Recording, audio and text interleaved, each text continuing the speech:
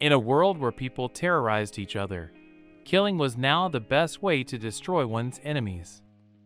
The secret headquarters of the famous Knights of Glory Guild. The adventurers were talking to each other. Someone asked why there were so many guards here. Master Divya was sitting at the head. She said that she had gotten a report from the spy they had sent. The head continued that it looked like they had brought Wright's assassin into action.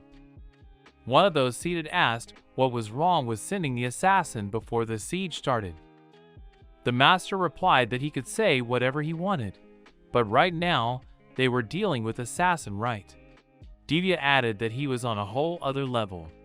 She said that they should have been much more vigilant. Something caught Divya's attention. It was birds that flew right at them. Divya ordered the knights to shoot them down right away. The spellcaster interjected. The archer asked that weren't they wasting their mana to shoot them down. The knights started attacking the birds. The archers launched magic arrows at the birds. The spellcaster tried to protect everyone with his shield. Divya pointed her sword at the birds. After the battle with the birds, the knights searched for the wizard. Divya was unconscious. The caster tried to bring her to her senses. Divya screamed. She sat up. The caster smiled. Death would have caught up with her by now, if not for this magical item. It had saved the wearer from death by fatal damage. Since it could be used to avoid death, it was a very rare and very expensive amulet. The master shouted, asking what, now that they realized how terrible Wright was. She said that life magic items had some restrictions before reuse. Divya told them to keep the knights on their guard. All the adventurers obeyed. Patterns from the spell appeared on the floor. Divya noticed it. She asked what it was. The master wanted to say something else, but didn't have time. The building exploded. The building collapsed. Divya was under the rubble. She was begging for help. Divya told herself that this couldn't be happening. She asked where the explosives came from. The master asked, only to be told that it was all planned from the beginning of the construction of this place. She remembered that they had checked everything back then. Divya asked herself how this was possible. A little bug showed up. He said it wasn't quite like that. Wright spoke through that bug. He continued that what he'd set wasn't explosives. Wright continued that it was more like a magical energy injection device. Wright was surrounded by birds. The bird that sat on his head said that he had a new letter. The bird sat on his arm. A magical letter flew out of its beak. The letter said that the mission had been accomplished. It also said there was a reward. Wright's surroundings changed. There was now a table in front of him. Wright said that the mission had been accomplished. He was an online player of the virtual life game. In this world, an explosive buried underground could kill if it was 5 meters underground. Therefore, players could only protect themselves by carefully inspecting up to 5 meters. But if the explosive was placed more than 5 meters, its impact would be absorbed by the ground. Such explosive power was not enough to kill a high-level player. Unless, of course, the players were just setting explosives. In any case, what he had set up this time was a magic power injection device. When the substance was injected with copious amounts of magic power, it exploded. It would grind and scatter dust around the ground. It didn't matter how good the killing method was, because the time would come and there would always be countermeasures against it. It didn't matter to him. It didn't matter to Wright how many defense methods they used. He would always come up with a new method using the skill of production. And he would accomplish the mission by all means. He knew it was going to be like it was before. Wright said it was great. He added that he wondered how much longer this method would last. He started the bird. An ability for manufacturing, this ability was said to be able to create many types of things.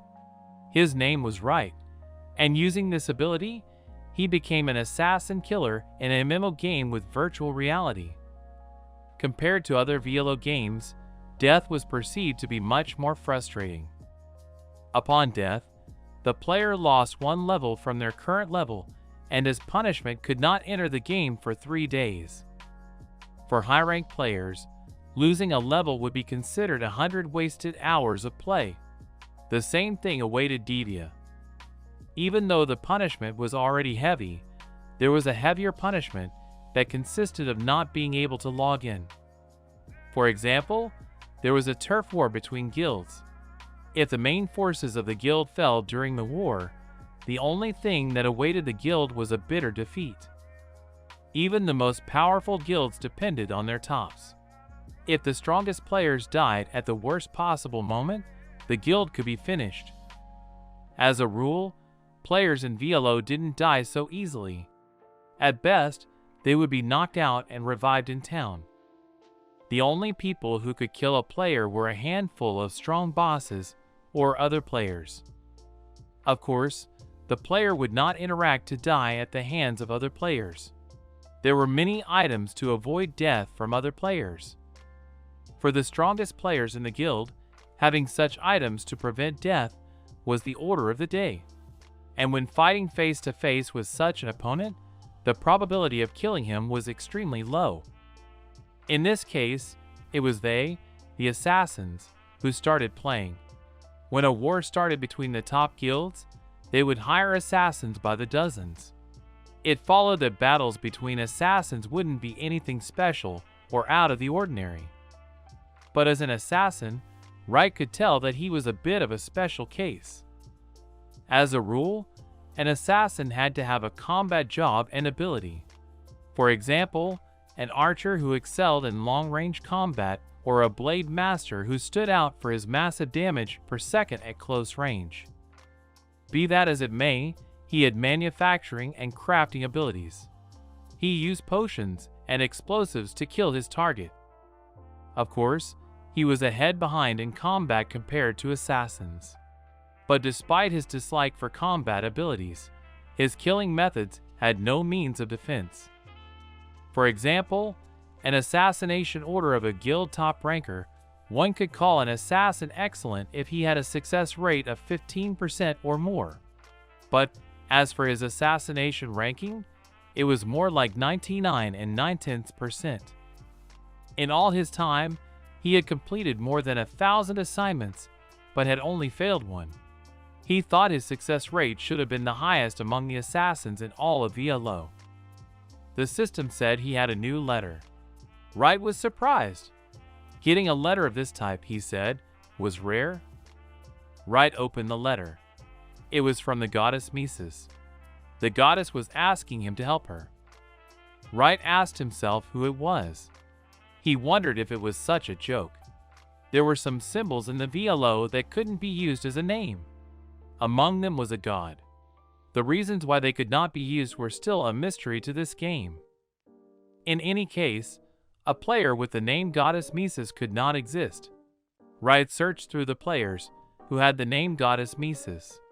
If there really was a player with that name, it would help him contact him, of course, if one did exist. The system repeated that he had been called. Wright was surprised. A voice came through that said it had connected. From the system, the goddess Mises said he had read her letter. Wright said the player, with the word God in his name. He continued that just to think that she really existed. Wright asked what it could have been that they had lifted that kind of inhibitions. The goddess coughed. The goddess replied that she had the word God in her name because she really was a god. She said that she was the creator of this game, so there was no prohibition for her own name. Wright thought that they seemed to be rather strange individuals. It seemed to him that they were talking as if they were the creators of this game. Wright exhaled a breath. Wright replied that he understood. He told the goddess to elaborate on the mission. Goddess said it was great. The goddess explained that it was an assassination order for Mazer Zol, one of their gods, who had come to them from another world. Wright thought he had never heard that name before. He thought he seemed to have memorized the names of all the powerful players. The hero assumed that if he hadn't heard anything about that name, the target would be easy this time. He continued that easy to the extent that he would know the location of the enemy. Wright replied that he understood. He asked what the reward would be. The goddess asked if he had what he wanted. Wright asked for payment in gold because it would be easier. The goddess replied that gold, so gold. The goddess asked, then, what about 1,000 tons of the purest gold? Wright's face changed. He asked himself that she was one of those. The hero thought it looked like the customer couldn't talk properly this time. Wright asked to be more serious. He asked if she had any idea how much 1,000 tons of pure gold was worth. The goddess explained that she was completely serious. She continued that 1,000 tons of pure gold would be valued in the neighborhood of 5 trillion yen. The goddess added that of course she would pay him in full, even though she was on the other side of the world. Wright was angry. He asked himself mentally that she was on the other side of the world. The hero asked himself how far human delusion could go. Wright looked at the system. Wright replied that he was in agreement. From the other end came cheers of joy. The goddess was thanking him. She said that if it wasn't for him, she had only to wait for her own death. Wright replied that she was exaggerating too much. He asked if she'd forgotten that it was only a game. Goddess interrogated him. Goddess replied that it wasn't just a game. An unknown thing appeared above the system. Wright asked himself that it was a teleportation stone. The stone activated. Wright thought that the teleportation stone couldn't have activated on its own. The goddess said she didn't have time to explain it to him, so she would just send it on a mission. A magical force enveloped Wright. Wright shouted, asking to wait. He asked for at least time to prepare. Wright explained that he didn't have the combat abilities to fight with his body. He asked for information about the targets to be given to him, and he would prepare something against them right now. Goddess said that, in that case, he would have to do it on the other end. Goddess apologized that he wasn't allowed to take things from here. Wright interjected. He shouted that he'd never heard of such a thing. The goddess replied that it was teleportation to another world. Wright questioned her again. The goddess asked him not to worry.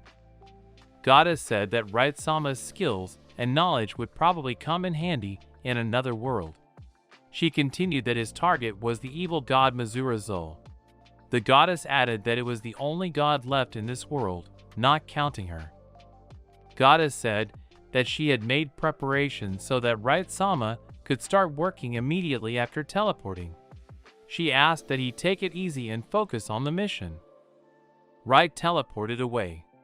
There were animals and trees around that looked like large mushrooms. He looked around. Wright asked himself where he was. Wright asked himself what she was telling him, that this looked like a place where he could relax and focus on the task at hand. Either way, he had to find out where he was through geolocation. Wright summoned a chest of belongings. It was empty. Wright canceled the action. He thought that it looked like the fact that he couldn't bring a single item with him was true.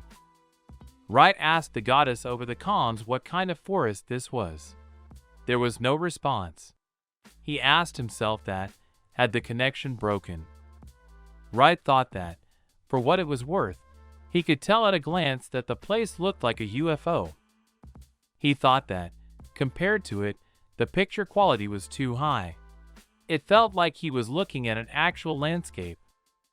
Wright knew that the computer he was using wouldn't have lasted that long.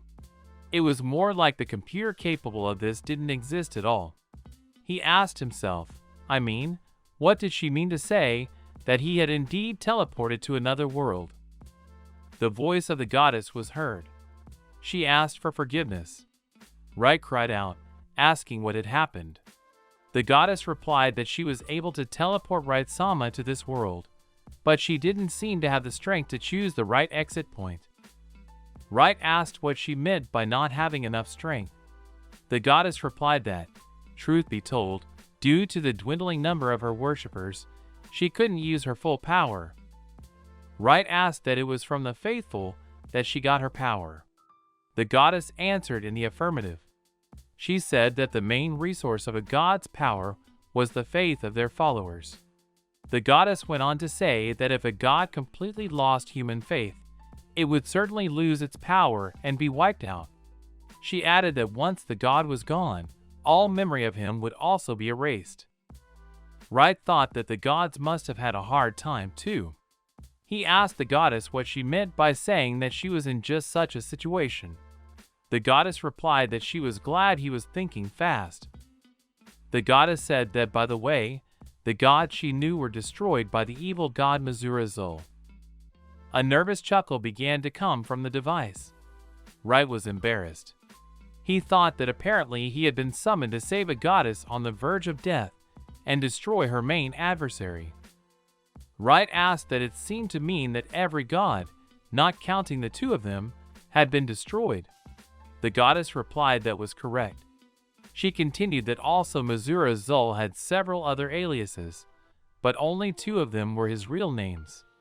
Wright asked what about hers. He asked that didn't she have any aliases. Goddess answered in the negative. She said that she didn't have any other names. The goddess continued that it was because a god would not receive power from faith if people worshipped a fake name.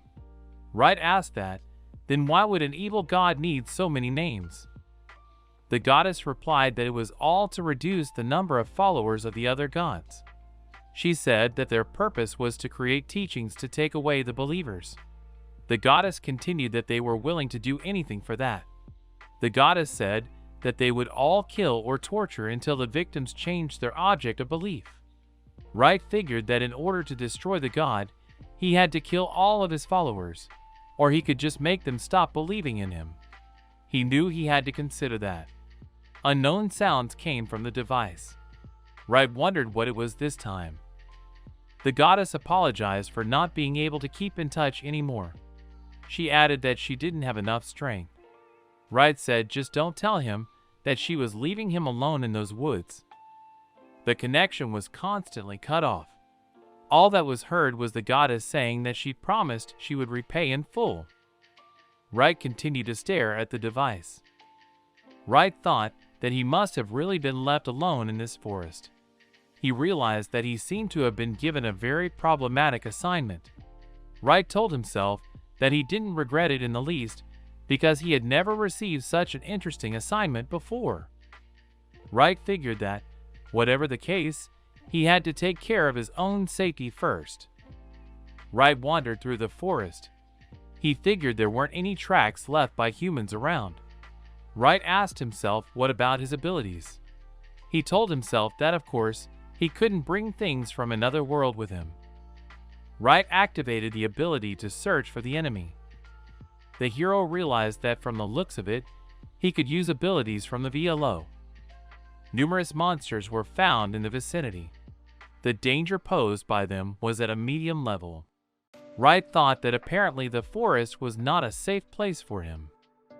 Wright said to himself that, in that case, it was time to begin his survival quest. He applied the pure water spell. Water appeared in the palm of the hero's hand. Wright thought that if he could use magic, he could also use his main ability. He realized that with water, it would be easier to survive. Wright realized, however, that he should have rushed his preparations. He knew that if he encountered a monster like this, unarmed, death would definitely await him. Wright wandered through the forest. Suddenly, he noticed a huge piece of metal. The hero asked himself what, if anything, it was metal. He walked over and examined the piece of metal. Wright said he was very lucky as it was bauxite. Wright knew he needed ferruginous sand, but there didn't seem to be much of it in the soil of this area. He said he would try it this way. Wright guided his hands to the metal. Wright used an extraction spell. He touched the stone. He needed aluminum.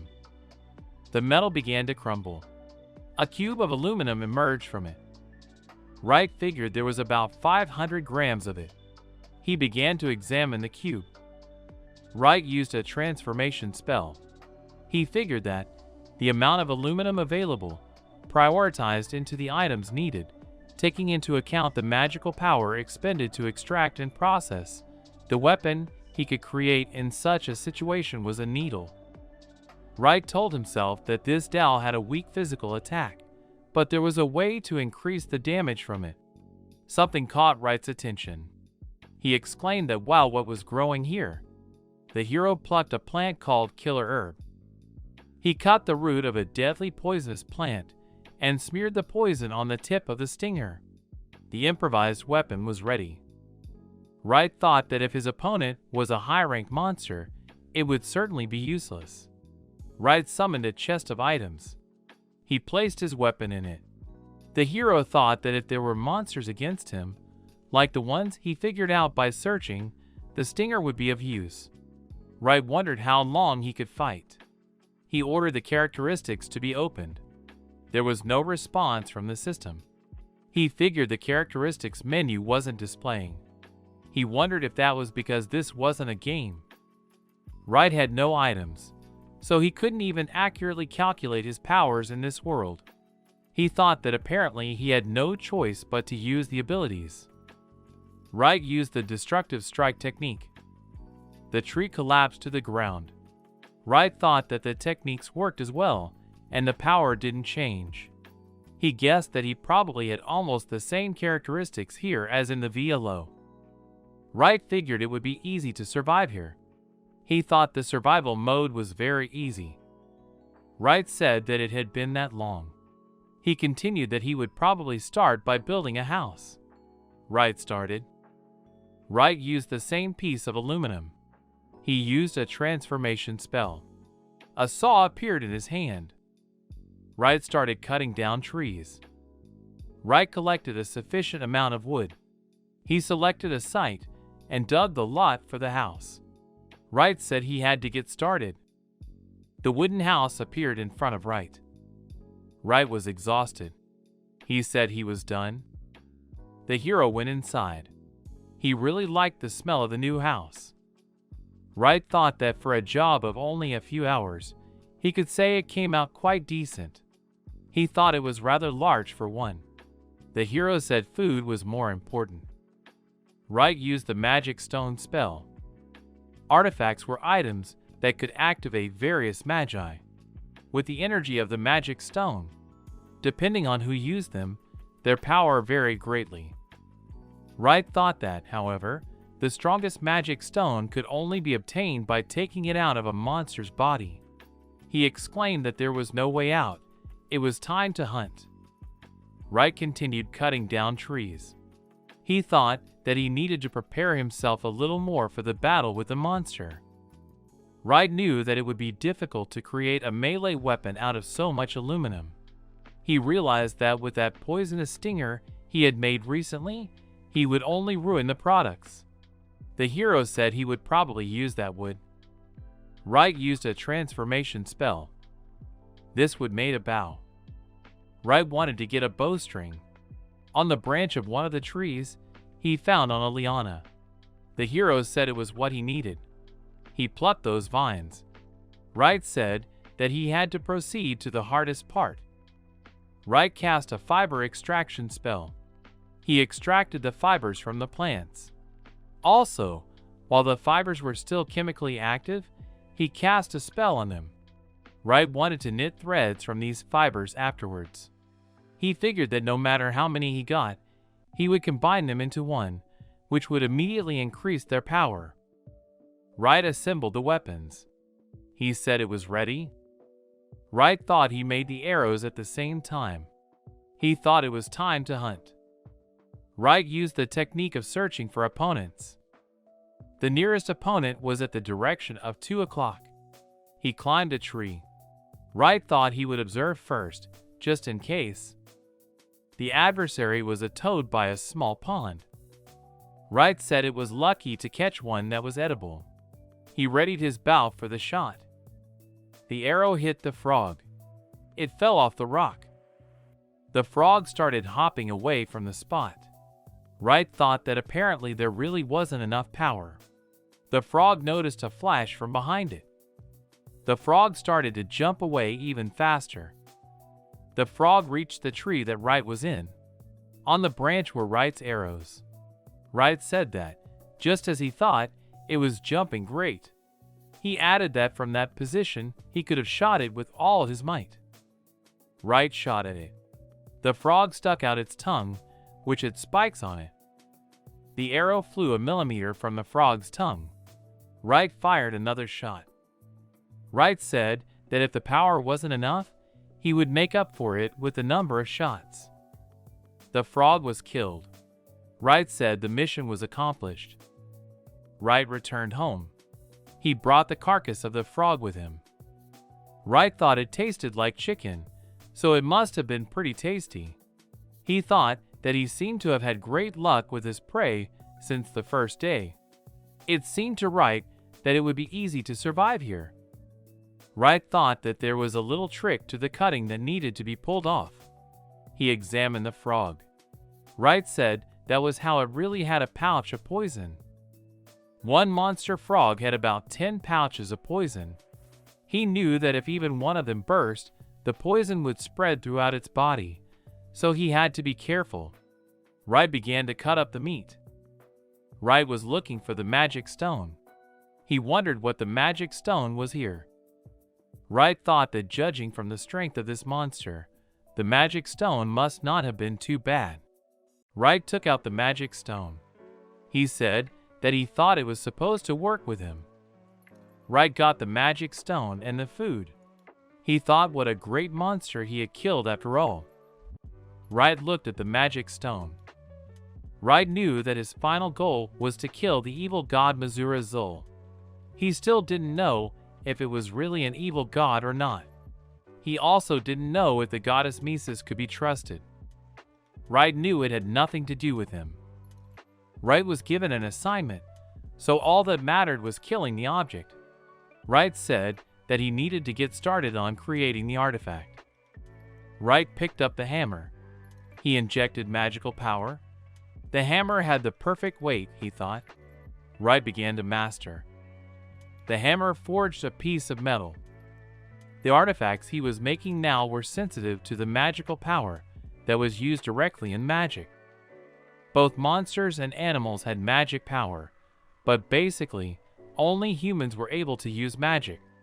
Therefore, from the reaction of the tool, one could immediately realize that there was a human nearby. Wright thought that he was using this needle as an antenna, which increased the sensitivity of the artifact. One could definitely say that the quality of intelligence artifacts was determined by their needles and magic stones. So the needle was not just for transformation, adding its magic power. It cast spells on the item and shaped it. Such objects were light, but inferior to forged objects. Wright continued to forge. Wright increased the concentration of magical power inside the needle. It was the best he was capable of with materials of this quality. He said, "That's how it is." Wright was going to use magic. The hero applied the spells of conjunction and empowerment. The magic detector was ready. Wright thought it felt like it had a range of about 1 kilometer. Wright wanted to test it for effect. He used the clear water spell and filled the glass with water. The detector began to glow. Wright drank the water. He thought that it seemed to be working properly. Wright exhaled. His stomach began to rumble.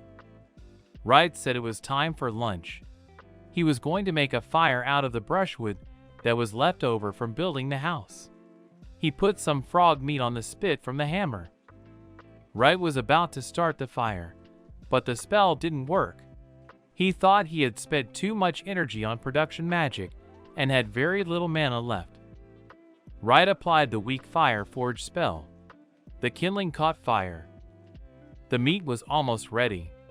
A trickle of smoke could be seen from afar.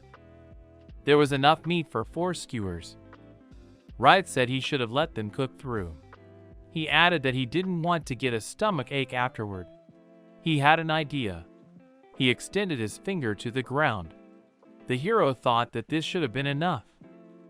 Wright used the table salt extraction spell. He salted the meat. Wright blew on the skewer of meat. He tried to take a bite, but the meat was too hot. He felt like he was eating fish. Wright thought the frog meat was very light, but it was heartier than he thought it would be. He figured that the salt alone didn't make it taste any better. Wright continued eating. He thought that they said hunger was the best seasoning. It was nighttime. Wright looked at the meat that was left. He asked himself what he should do with it. The hero thought that of course he would like to save the food for later, but he didn't have enough magic stones to make a refrigerator or freezer. He figured he didn't want to get into animal battles. Wright thought. He summoned the item box. He asked himself if the meat would spoil if he put it in the inventory. Wright answered himself that well he would check it out. The hero thought it would be unpleasant if it spoiled, but he was going to watch on the spot. Wright walked into the room with a candle. He put the lamp on the nightstand and was going to go to bed. Wright thought that, if possible, he would like to find people and get out of here. He figured he didn't know about the locals, and it was too dangerous to leave here without preparation. He knew that the first thing he had to do was to take care of the potions. He figured he had already entered the battle yesterday without potions, and he didn't want to do it again. The morning came. Wright walked out of the house. He was tired. After a night on the floor without a mattress, everything hurt. Wright thought the next task was to make a mattress. Wright wandered around the neighborhood. The hero yelled out what he had found. Wright said healing herbs for potions. He asked himself what else he could find nearby. Mana was a common healing herb. It was one of the least effective of the herbs, but it could be used to create a second-level potion with the help of charms. Wright continued searching for herbs. He collected a whole bunch of herbs.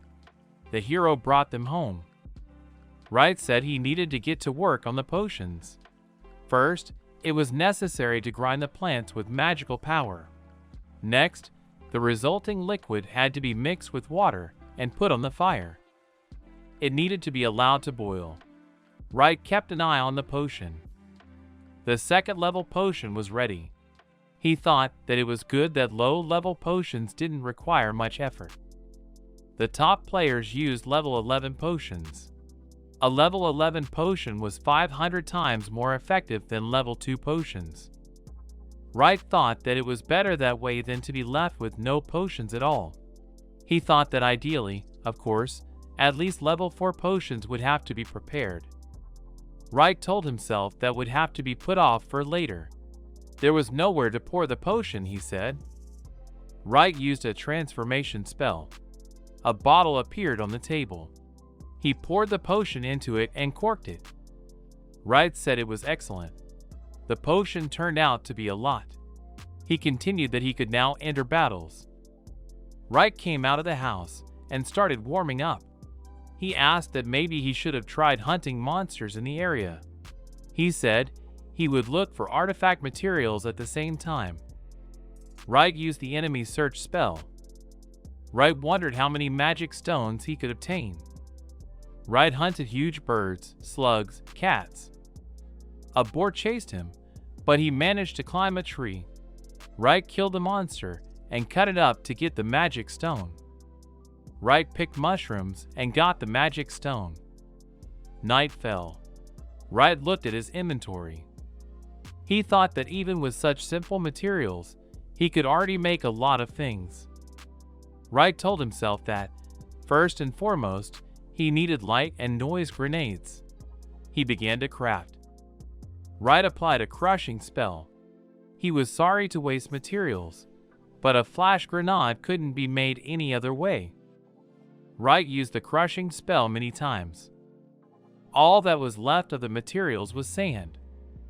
Wright used light magic and followed up by putting his finger to the sand. He applied a vesting spell. Wright used the endowment spell many times. Wright endowed the shards of magic stones with magic, but the effect only lasted for a second. The shards only glowed with a dim light for a second.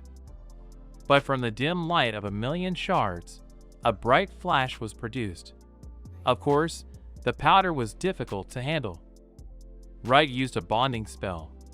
The pieces of powder began to come together. The shrapnel coalesced into stone. A flashbang grenade was ready, Wright thought. Wright knew that one wasn't enough. He said he had to try to make at least 3. Wright applied the crushing spell many times. The morning came. He was still sitting at the table. Wright was warming up. He said it was harder than he thought it would be. Wright realized that making 3 bombs by hand was proving to be a lot of work. He thought it was different with creating high-level items. The magic detector began to glow. Wright looked at it. Wright was surprised. He thought he wasn't doing anything right now. Hero said that it looked like he detected someone else's magic. The hero became wary. Wright turned around. Wright quickly gathered the things he needed and was about to leave. Wright started running away from the place. Wright had no idea who it was. He told himself that whoever it was, he had to see it with his own eyes. Wright told himself that even if they were hostile, he could turn it around in his favor. Wright activated his magic detector. He told himself to go ahead and started running faster. Wright pulled out a light and noise grenade from his inventory. Wright applied the stealth spell, followed by empowerment. The grenade began to glow. Wright began to disappear from the area. Someone shouted that it was dangerous here. A voice asked him to leave. Wright realized that it wasn't far from here at all. He started jumping on tree branches. Someone told Gord that he couldn't just leave him and his father and run away. Wright reached and began to watch. These people were attacked by a strong monster. A girl was crying. One man was unconscious, the other man was nervous. The monster wanted to attack these people. Wright sat in the shelter. He thought it looked like they had been attacked by a bear. Wright noticed that the man was badly wounded and the girl was in no way able to help in the fight. The knight who was trying to protect them had a wound in the shoulder area. Wright thought that the most important thing was that this bear had deadly poison. The bear roared and was about to attack. Wright knew that if he didn't do anything, all 3 of them would die within the next 5 minutes. He figured that if they survived, he would be able to get information from them. Wright applied the spell's release and stealth aid. He baited the bear. The knight was surprised. The bear was going to attack the knight. The knight covered his face with his sword. Wright took out a light and noise grenade from his inventory and threw it at the bear. The stun grenade reached the bear. Wright cast an explosion spell. The grenade exploded. Knight asked what was happening. The girl was screaming. The bear tried to cover its face with its hands. Wright watched it all. He covered his eyes with his hand. Wright screamed, asking the bear what he thought he would let him get away with. He was about to pull something out of his inventory. Wright pulled out the poison stings and attacked the bear in the eyes. The bear started growling in pain. Wright thought that this bear seemed to be stronger than the monsters he had fought before. He realized that it couldn't be killed with one swipe of the venomous stinger. Wright pulled out a piece of metal. He used a transformation spell, pointed an arrow at the cube and fired. He thought it would take more poison. Wright was about to shoot the monster. The bear began to growl in pain. Wright told the girl to hold still as she didn't want to be hurt too. The girl looked at him. The arrow struck the monster. The monster headed for Wright. The bear tore off a tree. Wright managed to dodge. The bear attacked Wright again, but he dodged. The bear growled. Wright thought he was almost there. Wright smeared the arrows with a mixture of 3 kinds of magical poison. The first poison was a neurotoxin based on the killer herb. This was the poison that was used to inflict the most severe wounds, including fatal wounds. The second poison was a hemotoxin based on mushrooms.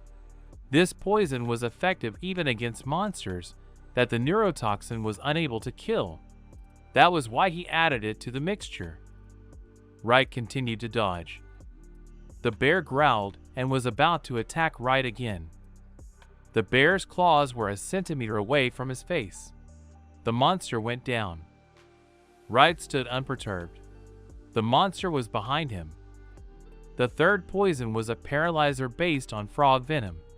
This poison paralyzed the victim and gave the other poisons time to reach key body systems. By paralyzing the nervous system, the monster also felt almost no pain. Thanks to this, the enemy did not realize the danger of the poison until his death. The knight asked what it was. He said that first the eyes were flooded with light, and then the monster was destroyed. The knight looked at the stranger. Knight asked what really, it was all him. Wright replied that he was the one who had killed the bear. Wright thought that judging by the fact that the knight could still move, the bear had slow-acting poison. He thought it was safe to say that it was not a blessing in disguise. However, the bear ripped his chest open with its claws. Wright figured he would die from blood loss before the poison had a chance to take effect. He knew that if he didn't get the cure now, he would be finished. The knight told Wright to wait. He continued that even though he had saved their lives, he was still a stranger. The girl looked at him. Wright thought that, for what it's worth, these weren't some commoners. He replied that he wouldn't mind staying away, but that uncle was finished then. The knight asked who he called the uncle. He continued that he had at least an idea of who. Wright interrupted him. He asked that they couldn't just stand still then and let him die. Knight looked at him. He wondered. Knight asked that he would be able to save him.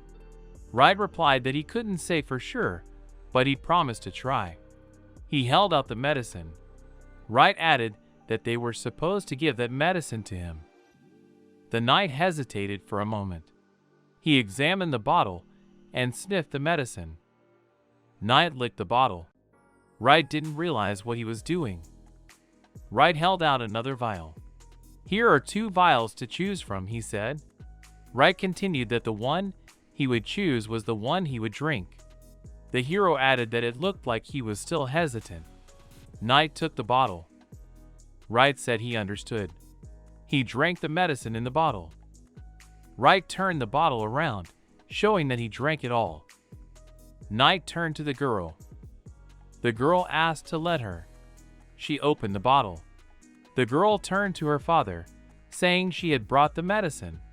She gave the father the medicine to drink. The girl gave her father all the medicine. A glow appeared. Everything around began to glow. The man's wounds healed. The man felt better. His relatives were surprised. The girl said that it only took a second for the wound to heal. The knight cried out, asking if it was a high-level potion. Wright interrogated himself mentally. He thought that he had only given them a level 2 potion after all. It seemed to Wright that they didn't seem to have a culture of using potions. He called out to the knight and held out the bottle. The knight asked what it was. Wright replied that it was another vial of this potion. He added that the knight should have had a drink as well.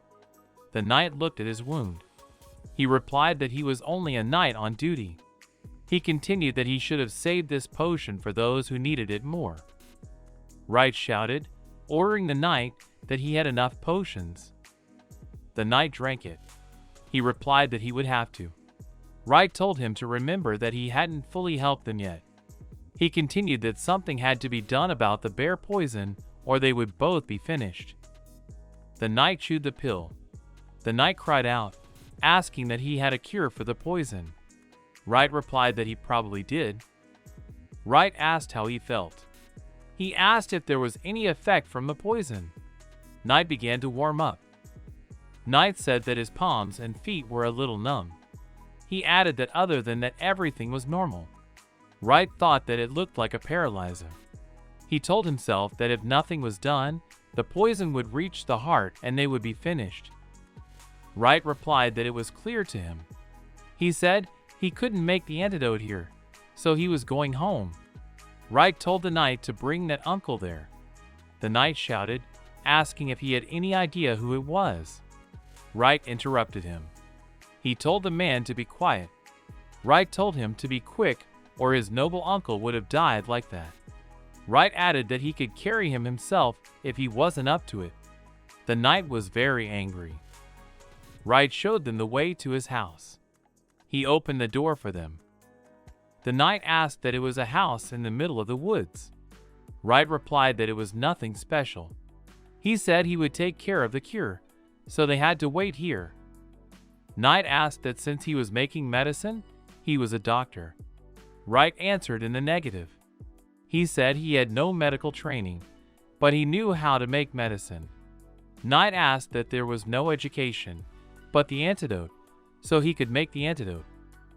Wright answered in the affirmative. He said that if he was so worried that he wanted to make them more poison instead of medicine, he could follow the process himself. Knight remained silent. Knight asked if he could give him some time. Wright agreed. The knight brought mattresses and placed them on the wooden bed. He made the bed. He laid the unconscious man down. Wright brought water in a wooden container. Knight began sniffing it to check for poison. Wright asked what was up with the poison. He asked if there were any new symptoms. Knight showed his hand. Dark lines showed on the forearm. Knight said the whole arm was numb. He asked Wright if he would have time to make an antidote. Wright replied that he definitely would have had time. Wright thought that only his arm was numb. He assumed that the poison must have been very slow acting. Wright told himself that there was plenty of time to make an antidote, with plenty of time to spare. Wright took the herbs. The quality, he thought, was certainly not the best. Wright figured that if everything was mixed carefully, it would take some finesse to make a potion out of poor quality materials.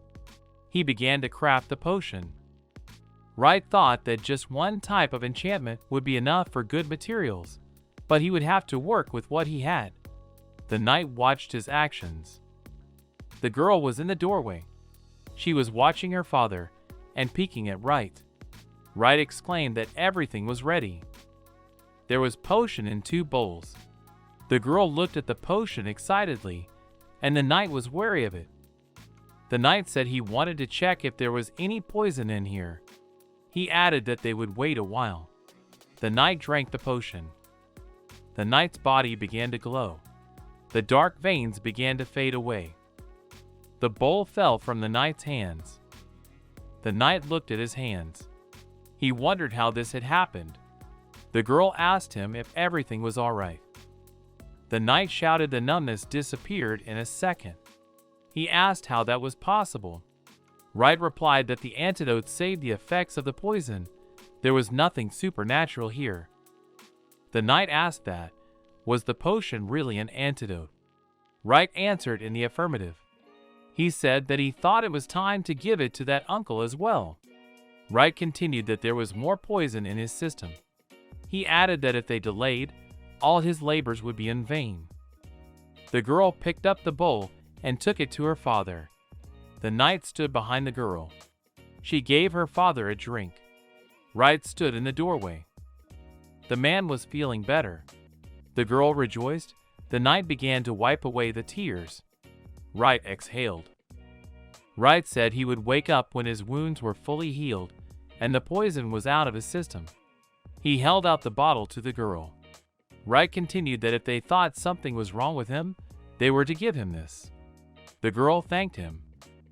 Wright said that, now, finally, they could talk. He said he immediately wanted to ask who they were. Wright also asked why they were here. Knight gloomed. The girl suggested to Knight that they reveal who they were. The girl asked if he was okay with them revealing the reason for their arrival after her father woke up. Wright replied that he was fine with it. He said they had to say what they could about now. The knight said his name was Gord. He continued that he was King Nisa's personal guard. Wright asked that they were of the royal family. The girl answered in the affirmative. She said that her name was Mises. The girl continued that her father was the 14th king of Mises, Mises. Wright couldn't believe it. He thought he tried not to have conversations with those above him in status, but since he was dealing with a king, it should have gone fine. Something strange was going on. Wright asked himself what was going on. The girl said her name was Mises. She continued that her father was the 14th king of Mises, Mises. Her father was still unconscious. Wright thought, 2 members of the royal family, with one of them being the king, and yet they only had 1 bodyguard with them. He realized that this was definitely suspicious. He assumed that there must have been some special circumstances here. The girl had asked that this information be kept secret. Wright replied that he understood. He said that his name was Wright. The hero added that it had been a pleasure to meet him. Wright said that the first thing to do was to wait for the king to wake up. He continued that then the plan could be discussed. The girl interrogated him. She asked what, meaning he was offering them his help. Wright asked that they needed help. The girl looked at the floor. Afterward, she looked at the knight. Wright offered to eat. He added that they would talk later. Wright started a fire that was next to the house. Wright took out some food supplies from his inventory. He smelled the frog meat. Wright thought they stayed fresh. He assumed it looked like the food in the supply chest hadn't spoiled. The meat had been cooked over a fire. The girl asked what it was. Wright replied that it was fried frog meat. He added that he had no idea what kind of frog it was. The guest asked that it was safe to eat the meat of an unfamiliar kind of monster. Wright replied that he certainly wouldn't die from the poison. He added that he had already prepared an antidote potion, after all. The girl said that he was so brave. The girl sat down next to him. She continued that this must have been the folk wisdom. The guest added that she had never encountered anything like that before. She said that it was so interesting. That wasn't what Wright had expected. He expected the girl would have asked what kind of beggar food it was. Knight shouted to the mistress that he wouldn't let him trick her. The knight added that he was a commoner himself, but he would never eat the meat of a monster he didn't know. He shouted that Wright was not like them. The girl interjected that it was true. Knight shouted that it was true. He yelled that he never used the antidote as a stomach medicine either. Wright used spells to salt the meat. Wright salted the finished meat. He tasted the dish. Wright thought that as usual, the meat was nice and there was plenty of fat. He said it was good after all. Wright had thought yesterday that the meat had only seemed tasty because he was hungry, but it seemed that was not the case. The guest noticed that he was eating. The girl was hungry too. Wright began to wave the skewer. The girl followed the movement of his hands. Wright asked that they hadn't taken any food on the trip. He said that he doubted the princess should have eaten such a thing. The knight replied that unfortunately they had no provisions with them.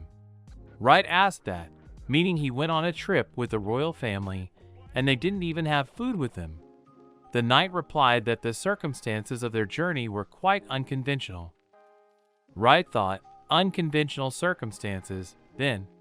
He asked himself to ask about it already after the king woke up. Wright replied that they could join then.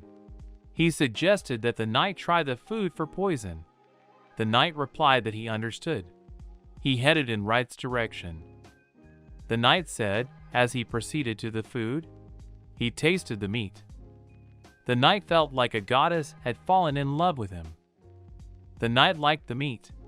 He said it was very tasty. He continued that being in the capital, he had tasted many delicacies, but he had never had such delicious meat before. The knight shouted, asking what kind of meat it was.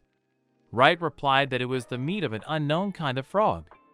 The knight shouted that it was their duty to find out the name of this species of monster. He continued that the capital had to taste this meat. Wright asked that this was how it really was. The guest replied that Gord was very fond of good food. The girl said that Gord sometimes ran straight to the table at royal receptions without saying hello. Wright asked himself if he was a gourmand. A guest asked Gord if she could have a taste. The knight shouted that it was fine. He added that the meat was safe to eat. The girl picked up the skewer.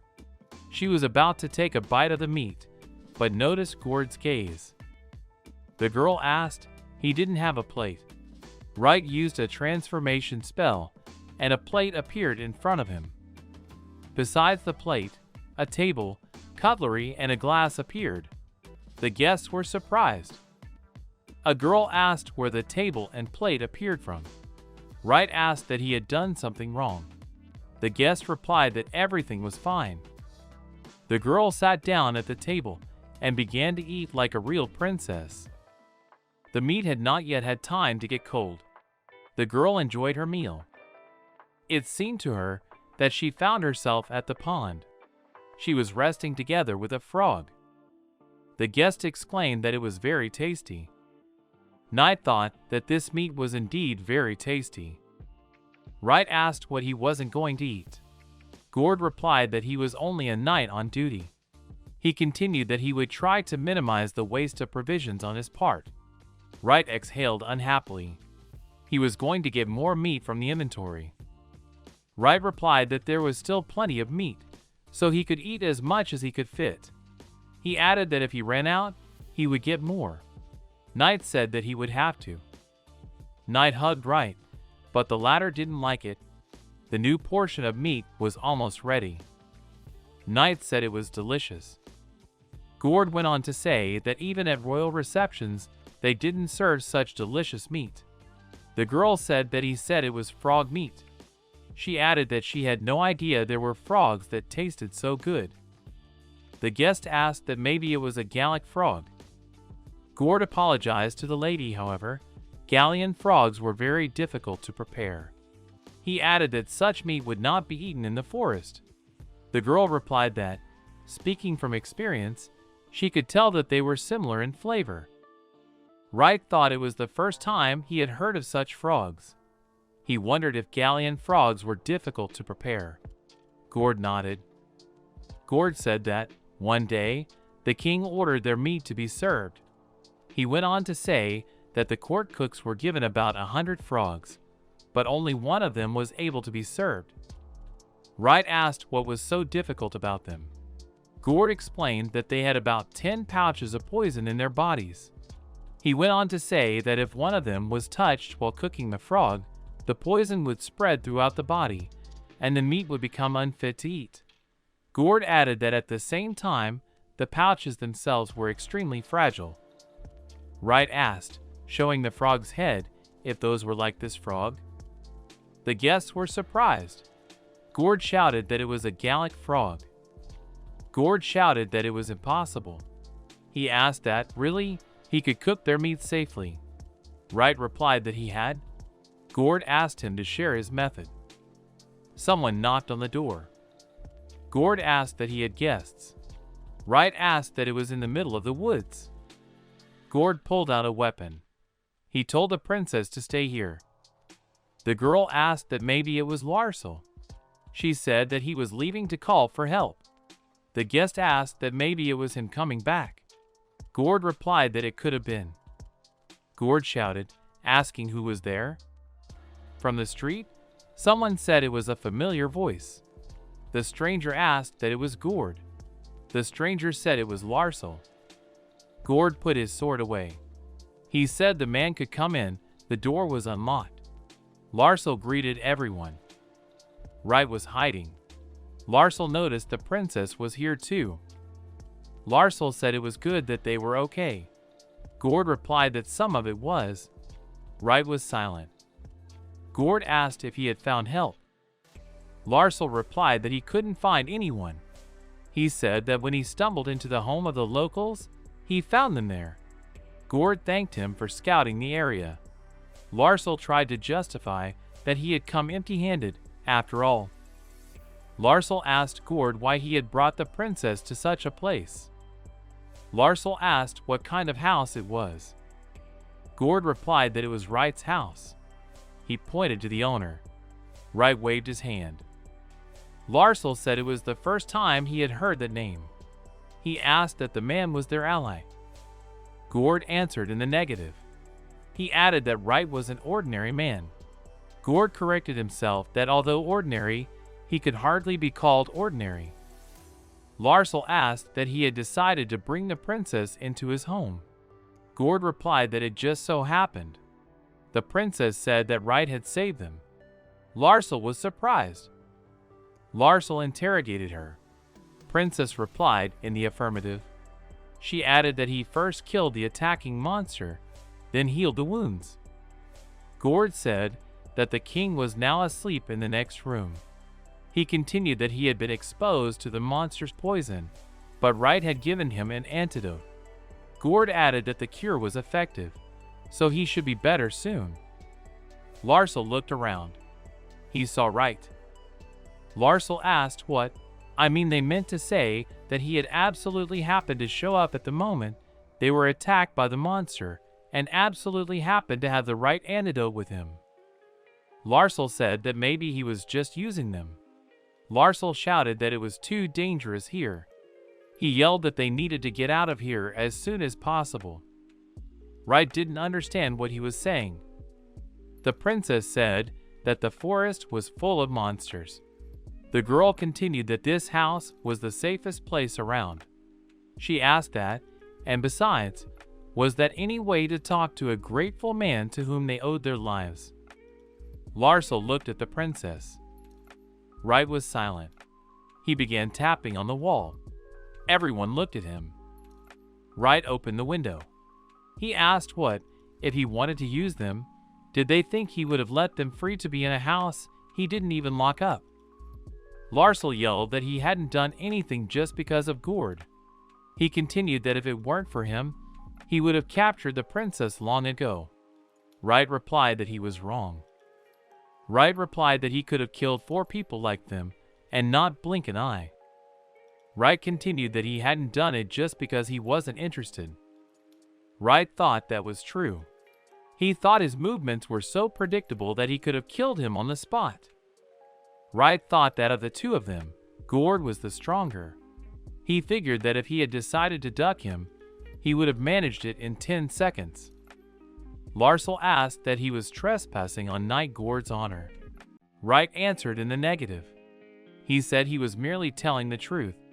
Larsel became more furious. The princess ordered him to stop. She asked if that was the way to talk to the man to whom they owed their lives. Larsel tried to object. The princess said it was an order. The princess exhaled. The princess called out to Gord. He obeyed.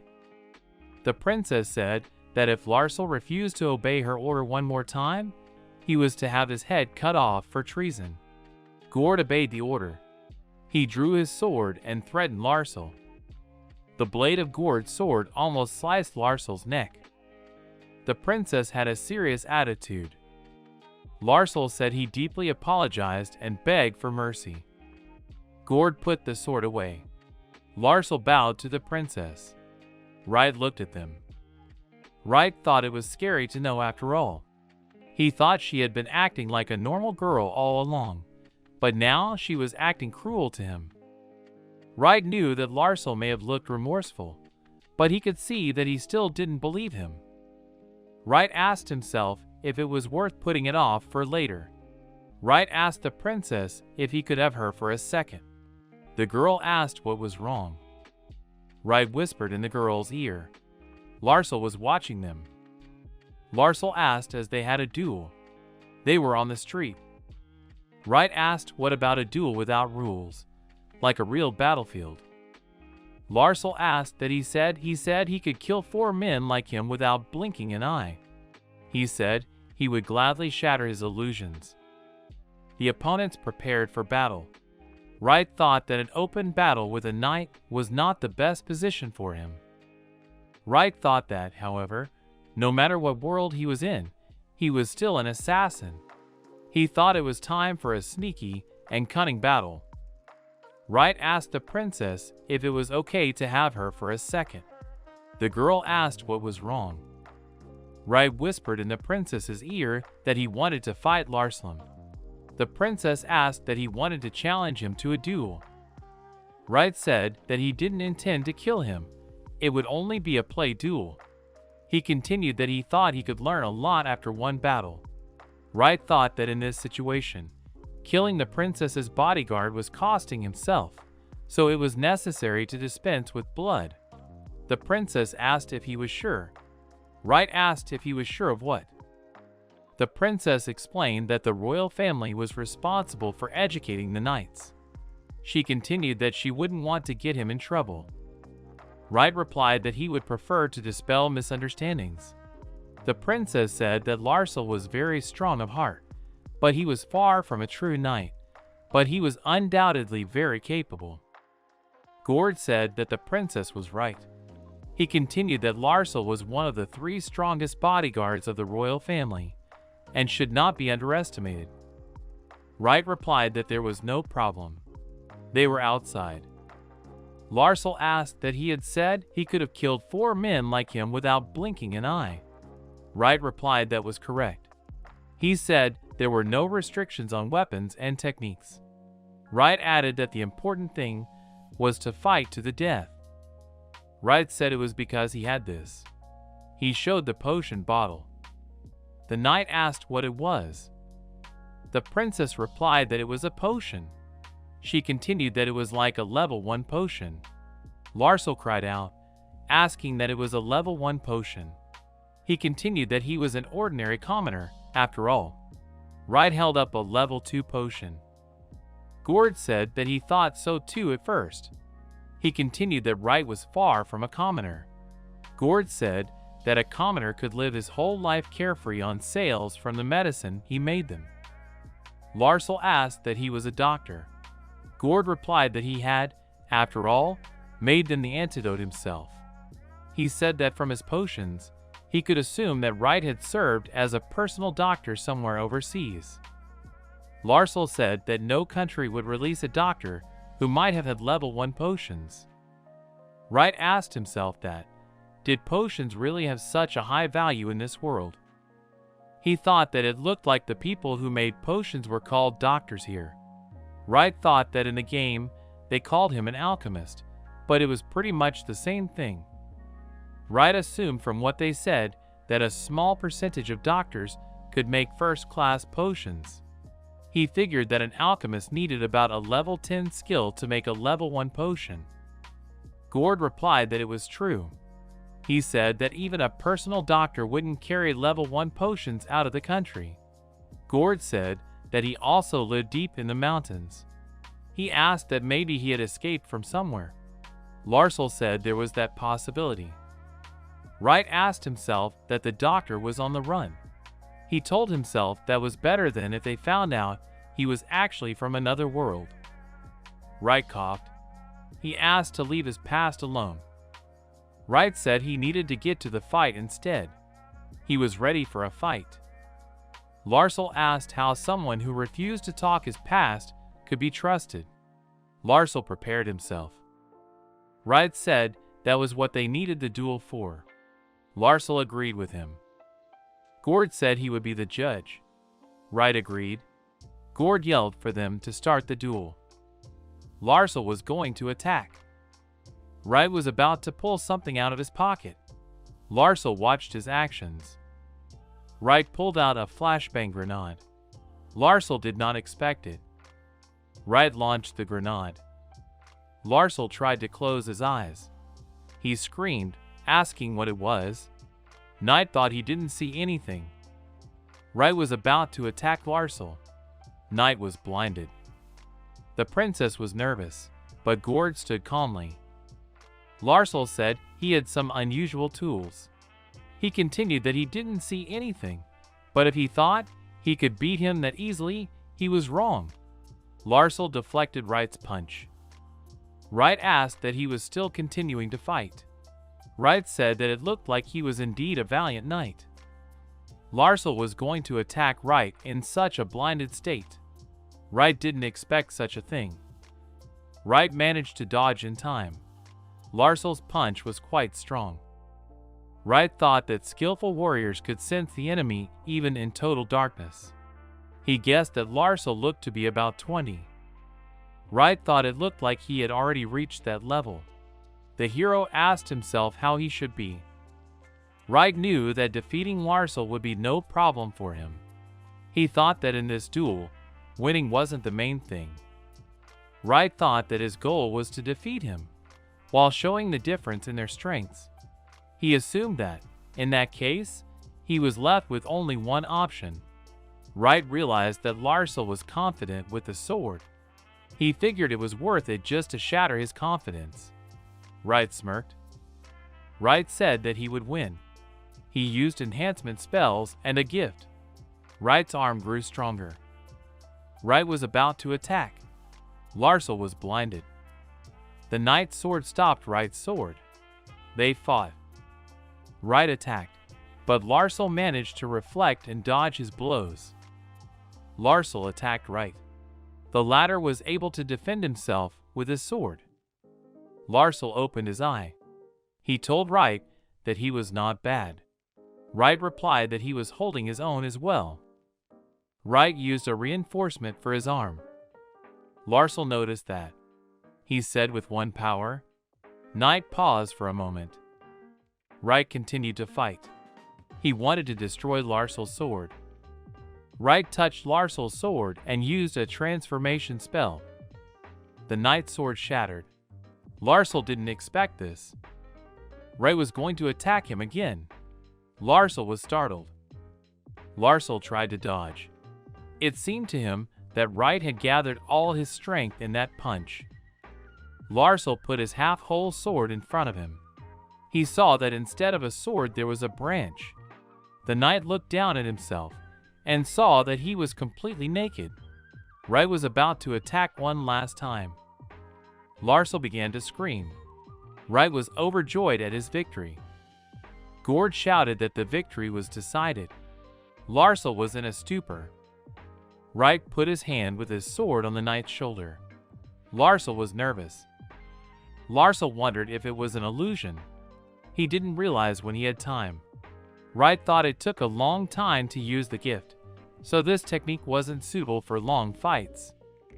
Wright thought that, for once, he'd gotten away with a slight soreness in his muscles.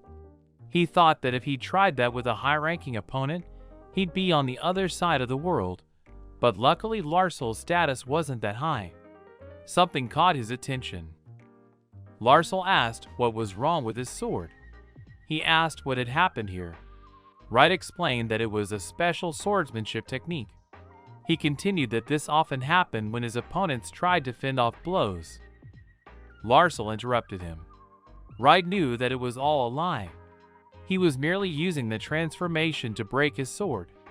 He, other than the basics of swordsmanship, hadn't learned anything. Gord told Wright that he wouldn't say from his movements that the hero had such a special technique, but since he had broken that sword, he asked Wright that he really was that strong. Wright asked that Larsel had such a special sword. He thought that when he touched it, he didn't feel anything. Gord replied that this sword was the work of the hands of the famous blacksmith Lamies. He said that as far as he knew, this sword had been specially forged for Larsel, in honor of his acceptance into the Royal Guard. Wright thought he seemed to have made a mistake. Wright figured it wasn't that hard to fix. He could return the sword to its original form. Wright crouched down and picked up the blade of the sword. Larsel was angry. Larsel shouted for Wright to take his hands away. The knight grabbed at the blade and hurt his hand. Wright showed him his hands. Larsel yelled that he refused to take it. The princess ordered him to wait. The princess said that he had engaged in a consensual duel with Wright, therefore she left him unpunished. She continued that it was not acceptable for a knight to behave in such a manner after defeat. The princess asked if he didn't think so. Larsel began to make excuses. The princess continued that not only had he insulted the noble man who had saved their lives, but he had refused to accept defeat with dignity. She added that such behavior on the part of a royal guard was a stain on the reputation of the entire state. The princess bowed to Wright. She asked for forgiveness. The princess said that she accepted responsibility for her subordinates' indecent behavior. Gord told the princess to raise her head. He continued that she had to think about her position. Princess asked Gord what he thought they should have done with Larsel. Gord tried to stop the princess. Gord replied that Larsel had repeatedly refused to follow her orders and then behaved inappropriately after the duel. He continued that such actions called into question the prestige of the royal guard. Gord added that, according to the code, he was subject to the death penalty. The princess was puzzled. She looked at Gord. The princess said that's how it was.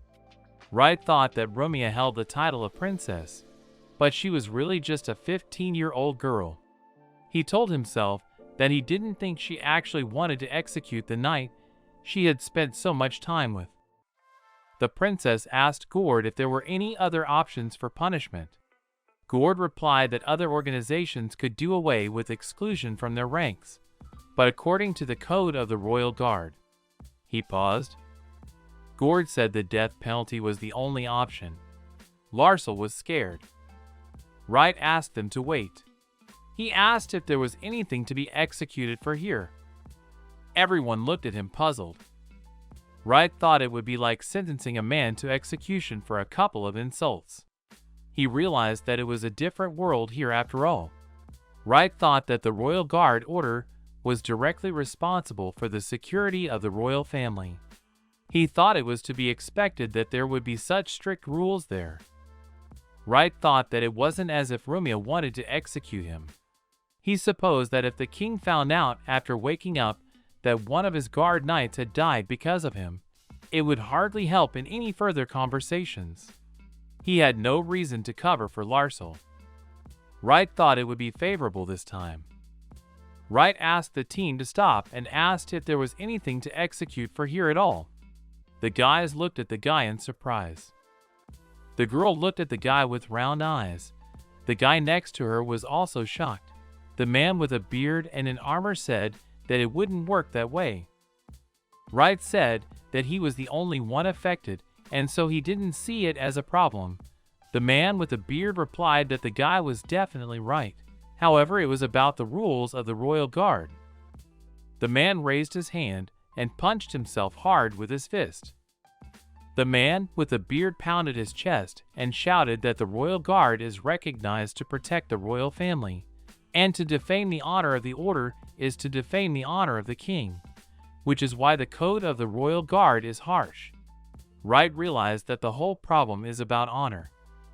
Wright said that Rumia and he are the only witnesses, and if they hide the truth, no one can find out about anything. The man with the beard was confused.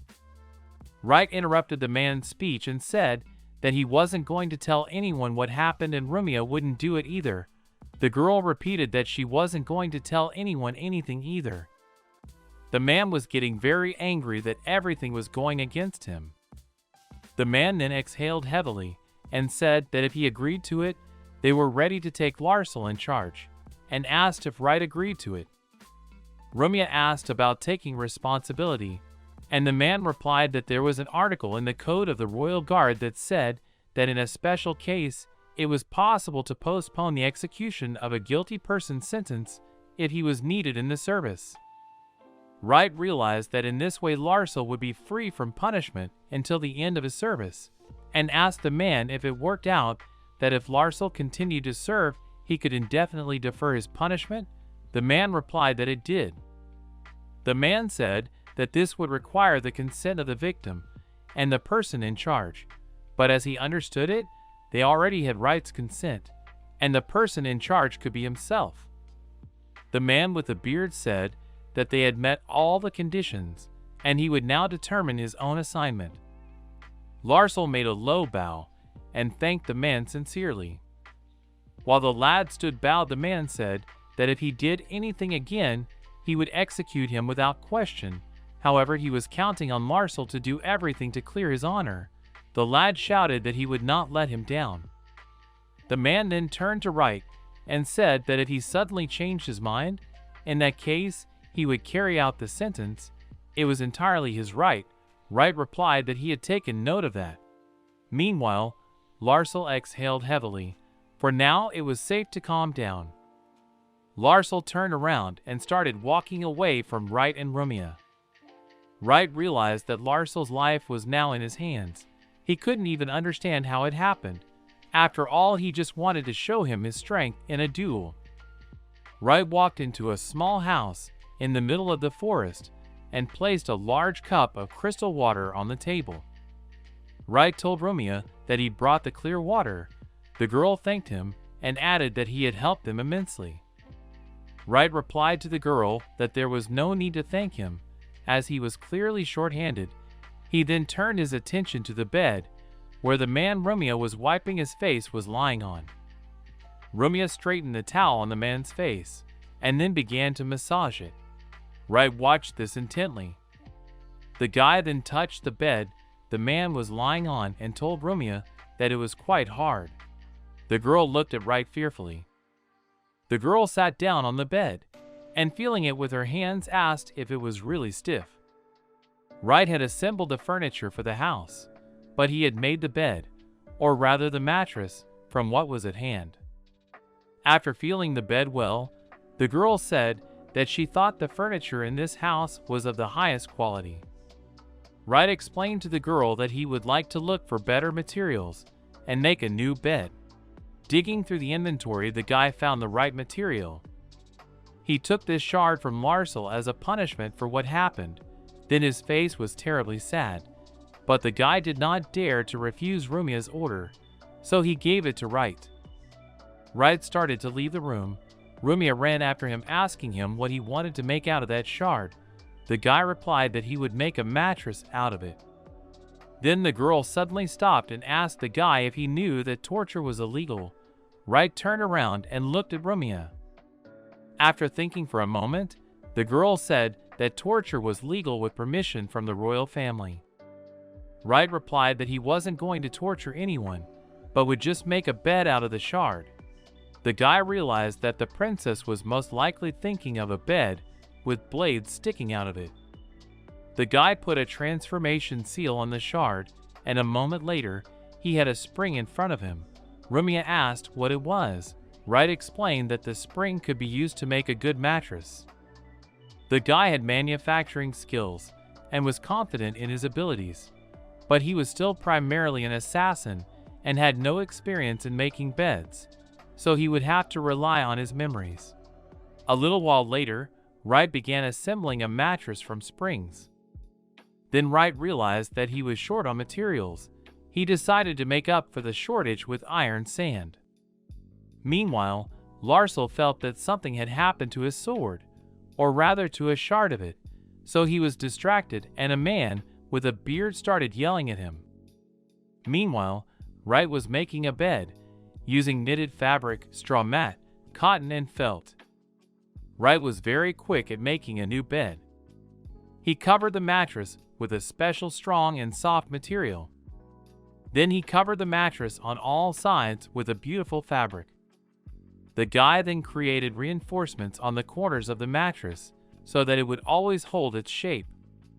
After this action, Wright would staple all the layers of fabric on the mattress. Wright finished creating the mattress, and throwing it on the wooden base of the bed wiped his forehead. Rumia was very surprised. He sat down on the bed and said that it was much better.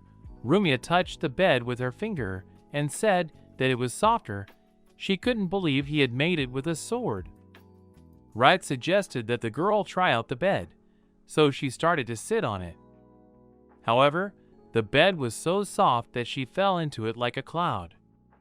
The girl flew back on the bed with her back, and then returned to a sitting position thanks to the springs. The girl was very frightened that she might have broken something. Meanwhile, Wright asked her if she liked the bed.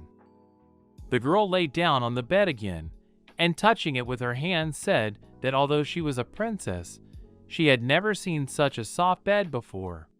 Wright realized that she liked it. Rumia said that not only could he make medicine, but he had also made such a beautiful bed out of a sword. He was really good. Wright thought about the fact that he could start mass production and make a lot of money.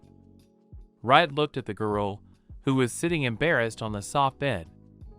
Wright decided not to embarrass her, and said he would go remake all the other beds in the house. When Wright left, Rumia made sure he was gone, and closing the door behind him, she took off her shoes and ran to the new bed. The girl jumped into the soft bed with a sprint. She started jumping high on the soft bed. The girl was insanely happy. Rumia on this bed and somersaulted, rolled over, and hopped like a hare. Tired, the girl lay on the bed breathing heavily. Fixing her hair, she noticed Wright in the doorway. Rumia immediately went into a panic. She felt insanely embarrassed for jumping on the bed like that. Wright picked up a large pillow and threw it at the girl. The pillow was so stuffed with feathers that when Rumia caught it, it drove Rumia against the wall. Rumia looked at the pillow happily. Remembering that Wright was still in the room, she hid her face in the pillow, but the boy left, slamming the door behind him. The girl slept very sweetly along with that big pillow. A little later, Wright came back to her room with a ladder in his hands. Rumia was surprised. She wanted to ask him a question, but catching severe embarrassment, she remained silent. Then Wright himself asked what she wanted to tell him. Rumia replied that she had one request. Wright asked if it was a request that one did not want to ask. Rumia gently asked if she could take this bed back to the palace, and then added that she would pay for it. Wright realized what this was about and exhaled heavily. Wright realized that she could make a bunch of beds like this if she had the materials, so she replied that when she could go home, she could take the bed with her. Rumia's eyes lit up with happiness after Wright's permission. Hugging the pillow tightly, Rumia said that she was very grateful to Wright. Wright realized that the new bed had turned out to be a great success. Meanwhile, Larsel was killing himself at the thought of his sword being gone. The next day in the evening, Rumia's father woke up.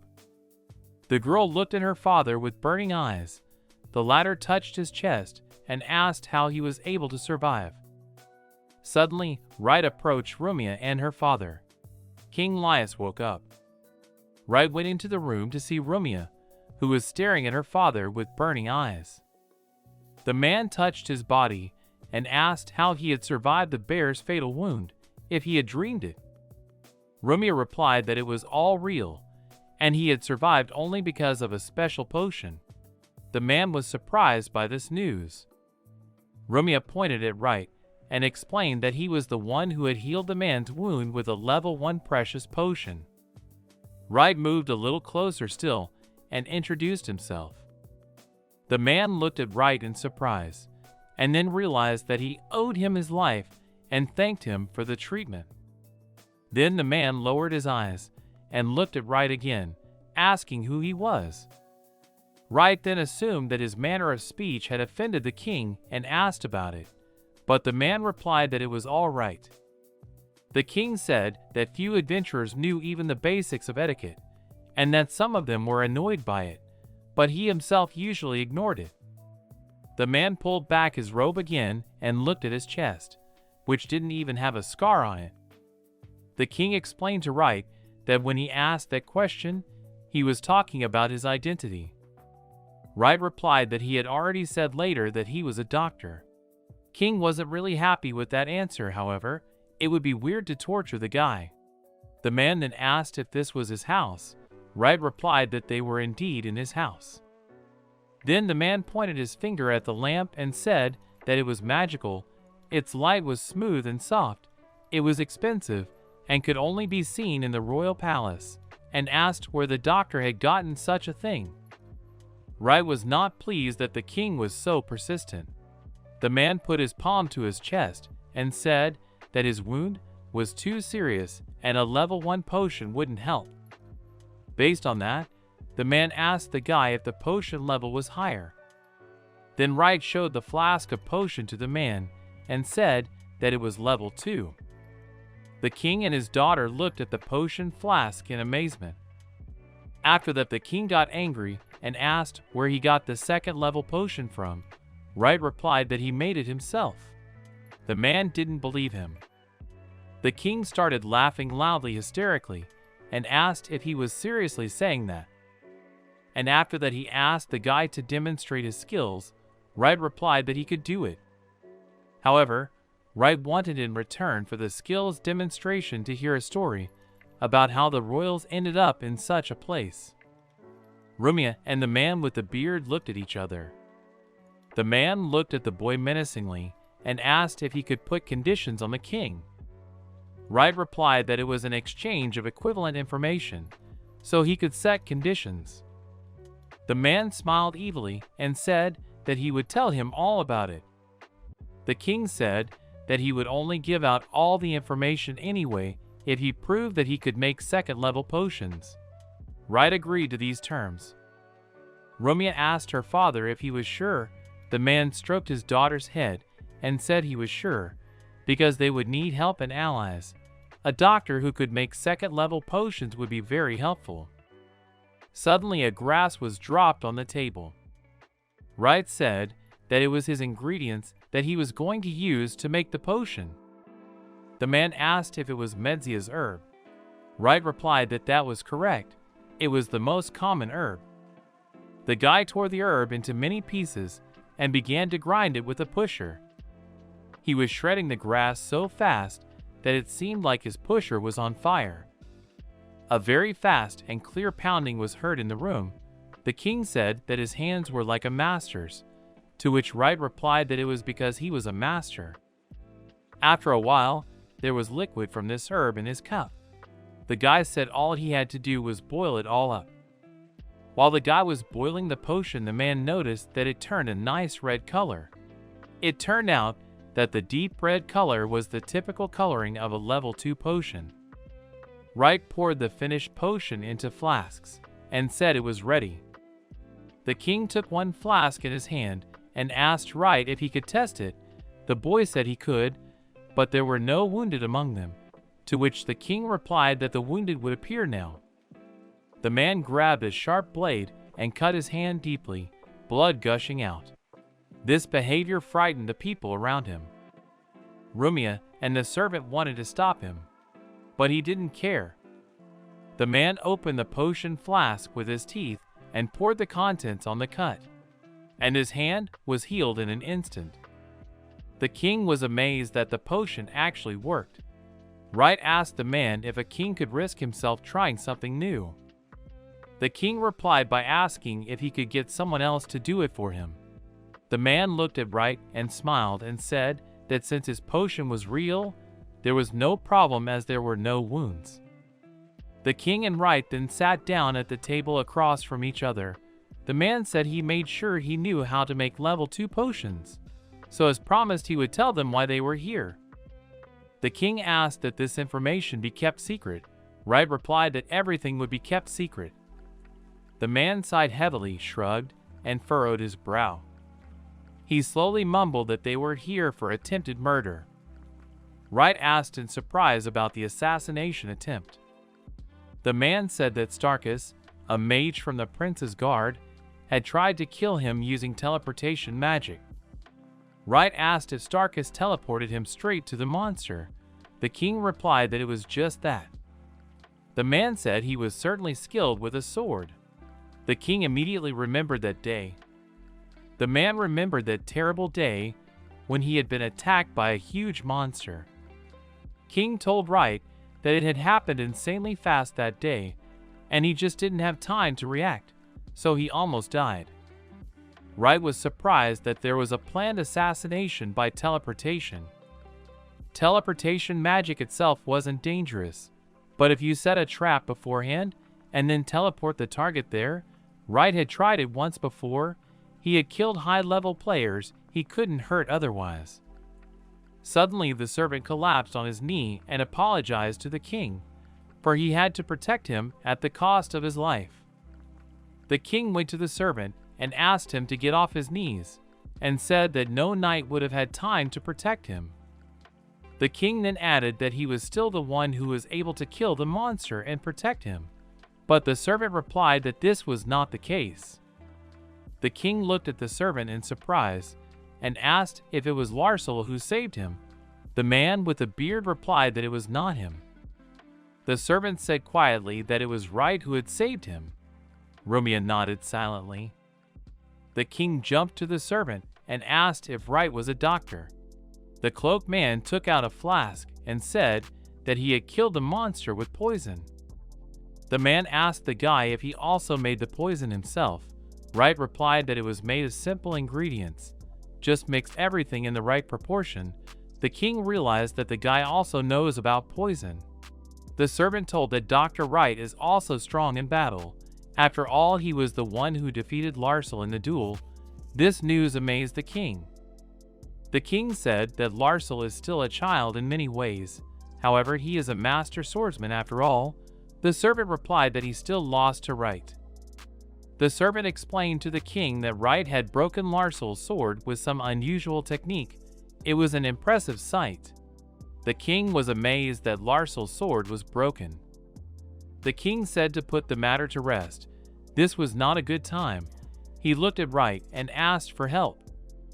Wright asked exactly what help was needed. The king replied that he needed to go back to the castle. The king explained that the local forest was very dangerous. However, he believed that with the support of a skillful doctor they would be able to return home. Wright replied that he spoke as if returning to the castle would solve all his problems.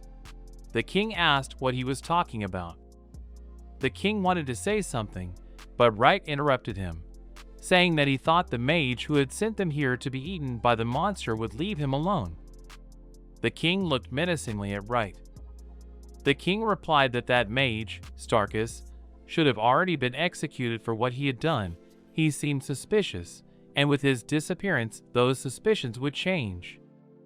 Wright asked if the suspicious man was part of the royal guard. The king, Rumia, and the servant were astonished. The king desperately put his hand on his forehead and wondered how he had ended up in the Kos's guard. The servant and Rumia were also astonished. Wright looked at the king and asked again if Starkus was suspicious to them. He said yes. The king pounded his fist on the table in anger and said that people were dying around him under strange circumstances, and there were rumors of him putting something in his food. Then he added that he'd better hire adventurers. Wright assumed that Kosus was the prince, and asked if he shouldn't have at least been fired for such a thing. The king desperately replied that he should have been fired. The man clutched his head and wondered why he didn't give him a harsh punishment, but only sent him to wash plates. Wright's thoughts were filled with asking him to stay out of it. Trying to distract himself from outside thoughts, Wright asked the king if no one in his entourage had ever tried to condemn him. He replied that he hadn't noticed it in anyone. Even his counselor, who was always grumbling, had never spoken against him. Wright then asked if everyone hated the mage Starkus. The king replied that everyone hated him. A monster began to manifest over the king, Rumia, and the servant. Wright mentally tried to chase it away. Wright could clearly see the silhouette of the monster with bony arms. The boy realized the tactics of the mage Starkus. While the king and the others didn't notice anything, Wright came face to face with the monster. Wright realized that the magician was using a very dangerous magic called mind manipulation. The strength of the manipulation depended on the power of the magician, but the spell could be dispelled if he continued to point out the inconsistencies in the memories. The fearsome monster flew over the people in the room, linking barely visible threads to the heads of those present. Wright didn't realize what he was doing. The monster launched a bullet at Wright that split into many arrows. However, this bullet only wounded the monster itself. Wright said that he didn't expect that he was still trying to use magic. Wright then asked him if he thought that if he couldn't kill it, he would just break its consciousness. The guy decided to activate the magic tool mouse. Wright mumbled to the monster that he wouldn't succeed. At that moment, the mouse's eyes lit up. The mouse jumped on the monster, and in a matter of seconds it fell apart. Wright asked if he had hoped to defeat it with this monster, and then added that he should come back when he was 1,000 times stronger. Meanwhile, in the other castle, the traitorous sorcerer Starkus wondered why the magic had dissipated at such a moment. He assumed it was because of magical charms, or someone had helped Laius. Closing his magic book, Starkus said that in general it didn't matter, and he wouldn't let anyone come between Mr. Lur's mers and his wish. The boy wished that Laius would savor the taste of misery and despair.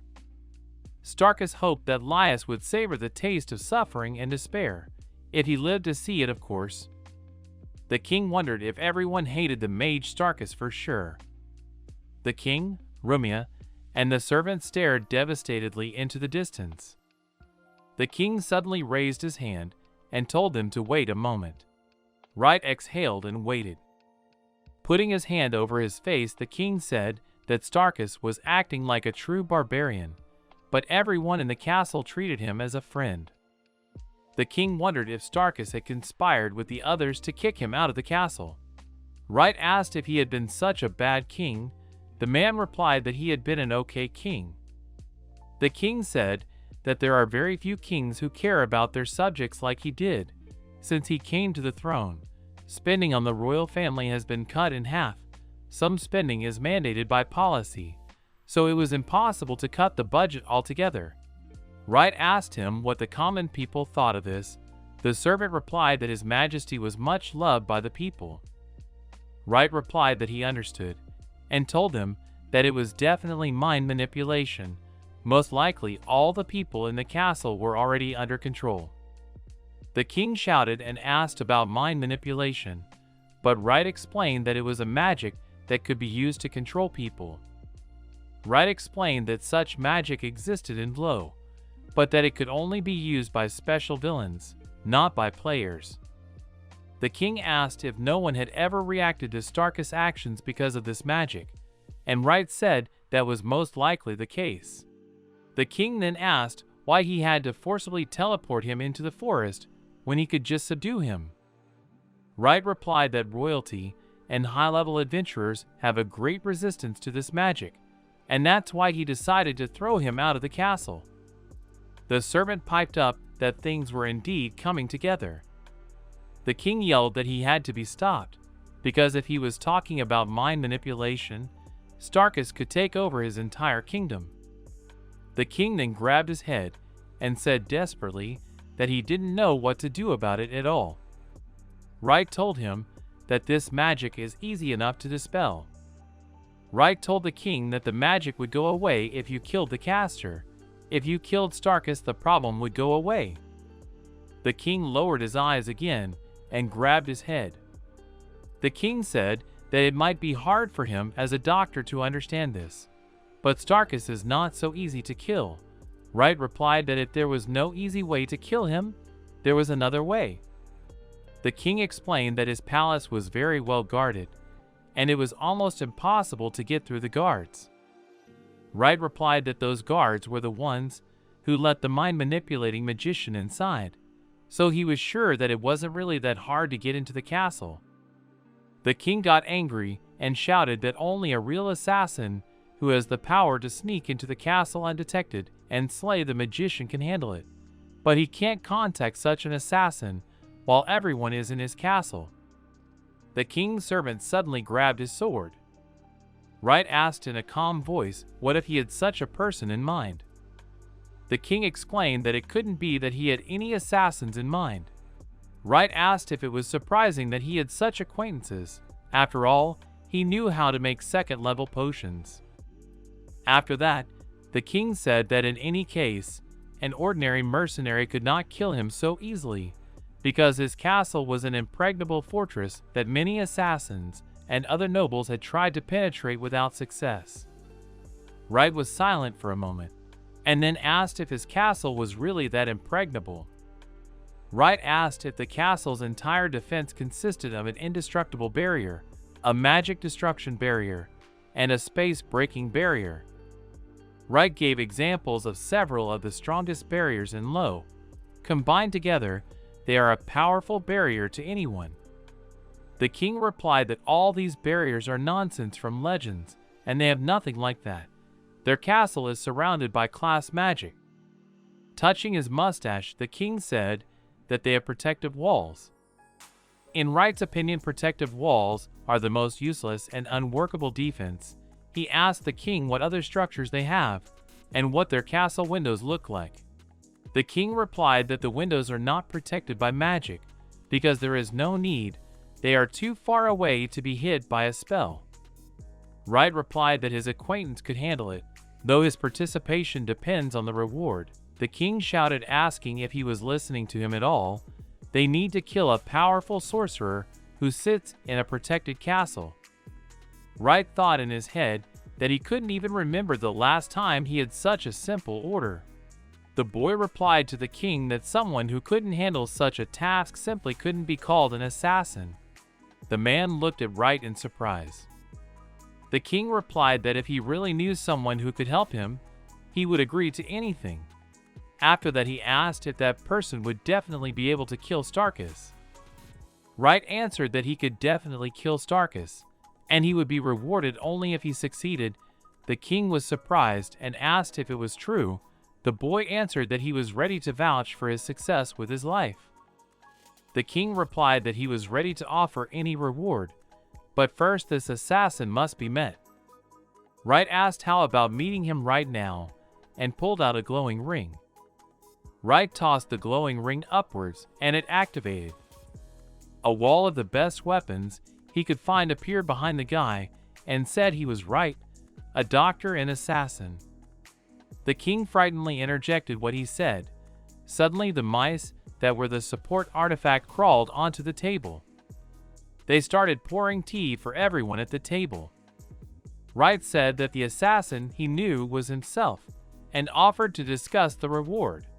The king asked how that was possible, since he was a doctor. Another mouse came to the king's teacup and began to put sugar cubes in it, but the man waved his finger, indicating that he didn't need sugar. Wright said that it was only one step from doctor to murderer, then added that you could, for example, make a deadly poison out of simple things. The king didn't drink the tea and set it on the table, then said that Starkus had definitely prepared for such a thing. Wright replied that he probably had. Wright asked what if something went into his body that he couldn't recognize as poison. The king asked Wright how he would poison him, and he replied that he wouldn't have to worry about that, because he could do a lot of things, including making a poison that could be sprayed over a field where food for the castle kitchen was grown. Then Wright said that he could send the flying artifact into the clouds, so that the poison would mix with the precipitation and Starkus would not suspect anything. The king asked if this was possible, since obviously making such an artifact would be difficult. Wright took a mouse out of his pocket and placed it on the table. The guy said the word gift and pressed the mouse, and then it started working. The mouse released its long fire hose within an instant of launching. The other mice on the table were frightened, for she was quite aggressive. The mouse that Wright launched destroyed the mice that were pouring tea and putting sugar. The king, Rumia, and the servant were horrified at what they saw. Meanwhile, Wright, sipping his tea, said that picking up a method of killing would be no problem for him.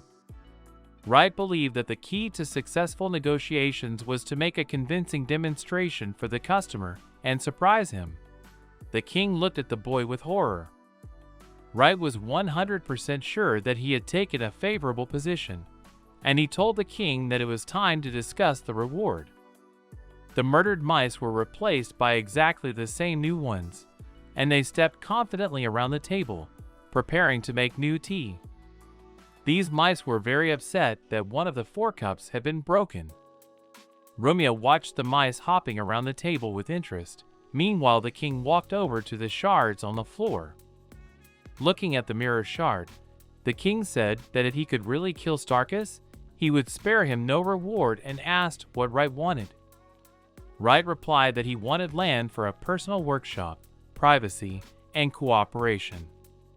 The king replied that finding land for him would not be a problem, but what did he mean by confidentiality and cooperation?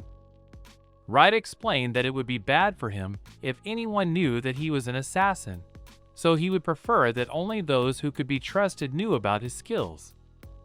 The king then asked what he meant by cooperation. Wright replied that cooperation is cooperation, where both parties are on equal footing, where one can ask the other for help, but the other can always refuse. The king replied that he had serious enough demands to be on equal footing with the whole state. Wright asked if there was anything wrong with that offer, since he could not force them to do anything. The king replied that he fully agreed to his terms, and Wright said he accepted the order. They shook hands firmly. Wright was insanely happy that he took this order. His target is the mage Starkus, and his reward will be land for his personal workshop, privacy, and cooperation. The king asked Wright what about the lead time, how many days would it all take? The lad replied that if they went that route with the distribution of poison on the field, it would take at least a month. If they went without that and attacked directly, it would take less time. The king replied that of course he would prefer the faster way, but they only had one try, so they needed to choose a way that would work 100%. He then asked Wright if he could do it. Wright replied that it depends on how protected the enemy is. Wright asked the king to give as much detail as possible about the castle's defenses. The man added that they should not forget about the spells that Starkus uses. The king said with sadness in his voice that the defenses of the castle might have changed since the last time he had been there. Wright replied that it was no big deal. He would find out what was important. The king took out a small scroll of information and looked at his daughter and servant. They nodded at him.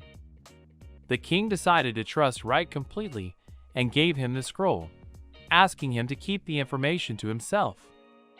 The king and Wright began to discuss the nuances of the attack on Starkus. Meanwhile, Rumia was already insanely sleepy, so she decided to go for a swim. The girl drew herself a hot bath and rested, and when she was about to get out, she noticed that her costume was missing. After getting out of the bath, the girl saw a pair of pajamas in her size on the shelf and put it on. So that no one would see her in such an image, she said good night to everyone and stealthily ran to her room and fell asleep on the bed. While the king and Wright discussed the details of the attack on the warlock, the servant fell asleep right in his chair. The mice in the room were closely watching everything that was going on. Suddenly, a boy with blonde hair entered the room and said he had returned, then bowed to the king and held out a map. After hanging the map on the wall, the guy began to tell the plan of action. A little later, the servant took this guy to the bedroom, sat down on the bed. He felt great pleasure, and immediately became furious when he realized that the bed was made of a sword. Morning came, Rumia wiped her eyes, stretched, and then saw her folded clothes on the shelf next to the bed. The girl washed her face, got dressed, and went to the living room. Walking down the corridor, she heard voices there. Discussions were raging. As she entered the room, she heard the king tell Wright that he had told him all about the palace and Starkus. Rumia wished everyone a good morning. Everyone returned the favor. The king asked Wright if anything would work out. The boy replied that if he got it right, he could say that he hadn't had such an easy task in a long time, and a few artifacts would be enough to prepare. The king was stunned that the lad thought this task was easy. A servant brought Rumia the breakfast that had just been prepared. Meanwhile, Wright said that it was worth starting with an artifact assassination, would count on the fact that nothing had changed in the castle since he left. The king covered his face with his hand and said he didn't know about assassinations, so he would leave it up to Wright to make a plan, The boy thanked him for the opportunity. Wright asked the servant, whose name was Gord, if it was true that it was about 3 hours from here to the capital. Gord replied that it was true, as they were near Leneralia. Wright realized that if he gathered the materials, he could handle the order in 1 day.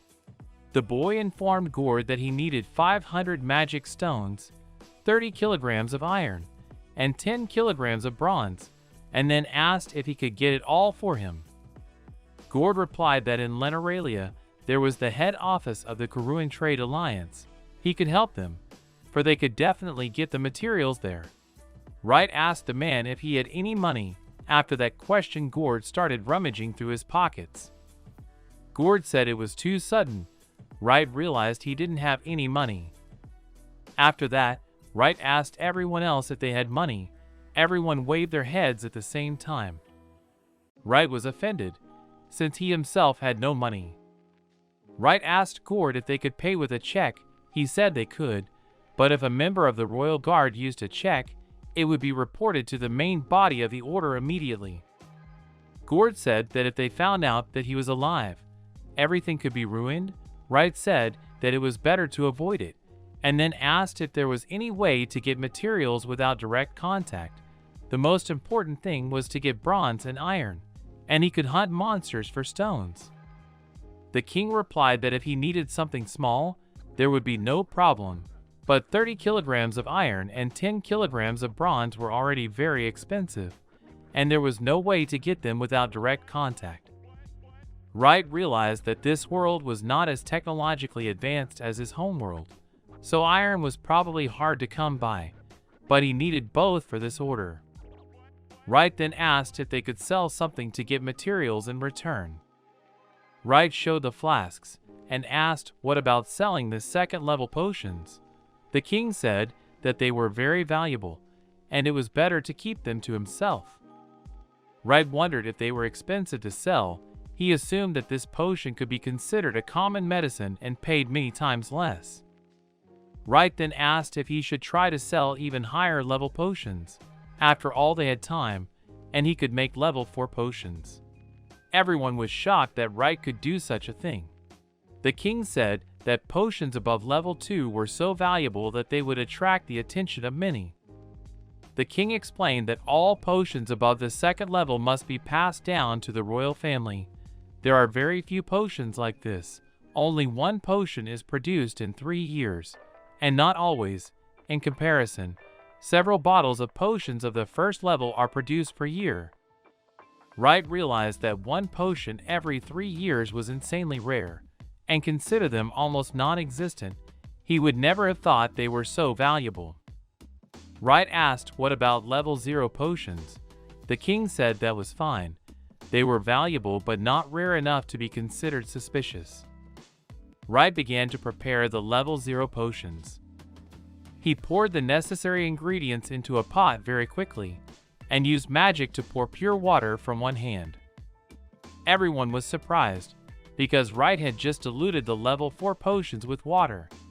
He asked the others if they didn't know that this was a way of lowering the potion level. The king angrily asked if he even knew what he had done. Wright explained again what he had done, and then the king yelled that he had ruined the potions that came once a year by diluting them with water.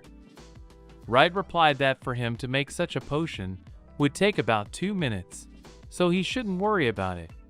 He added that the fate of the state was more important. The king replied that was true, but he had never known anyone who could make these potions so easily, so he was still in shock.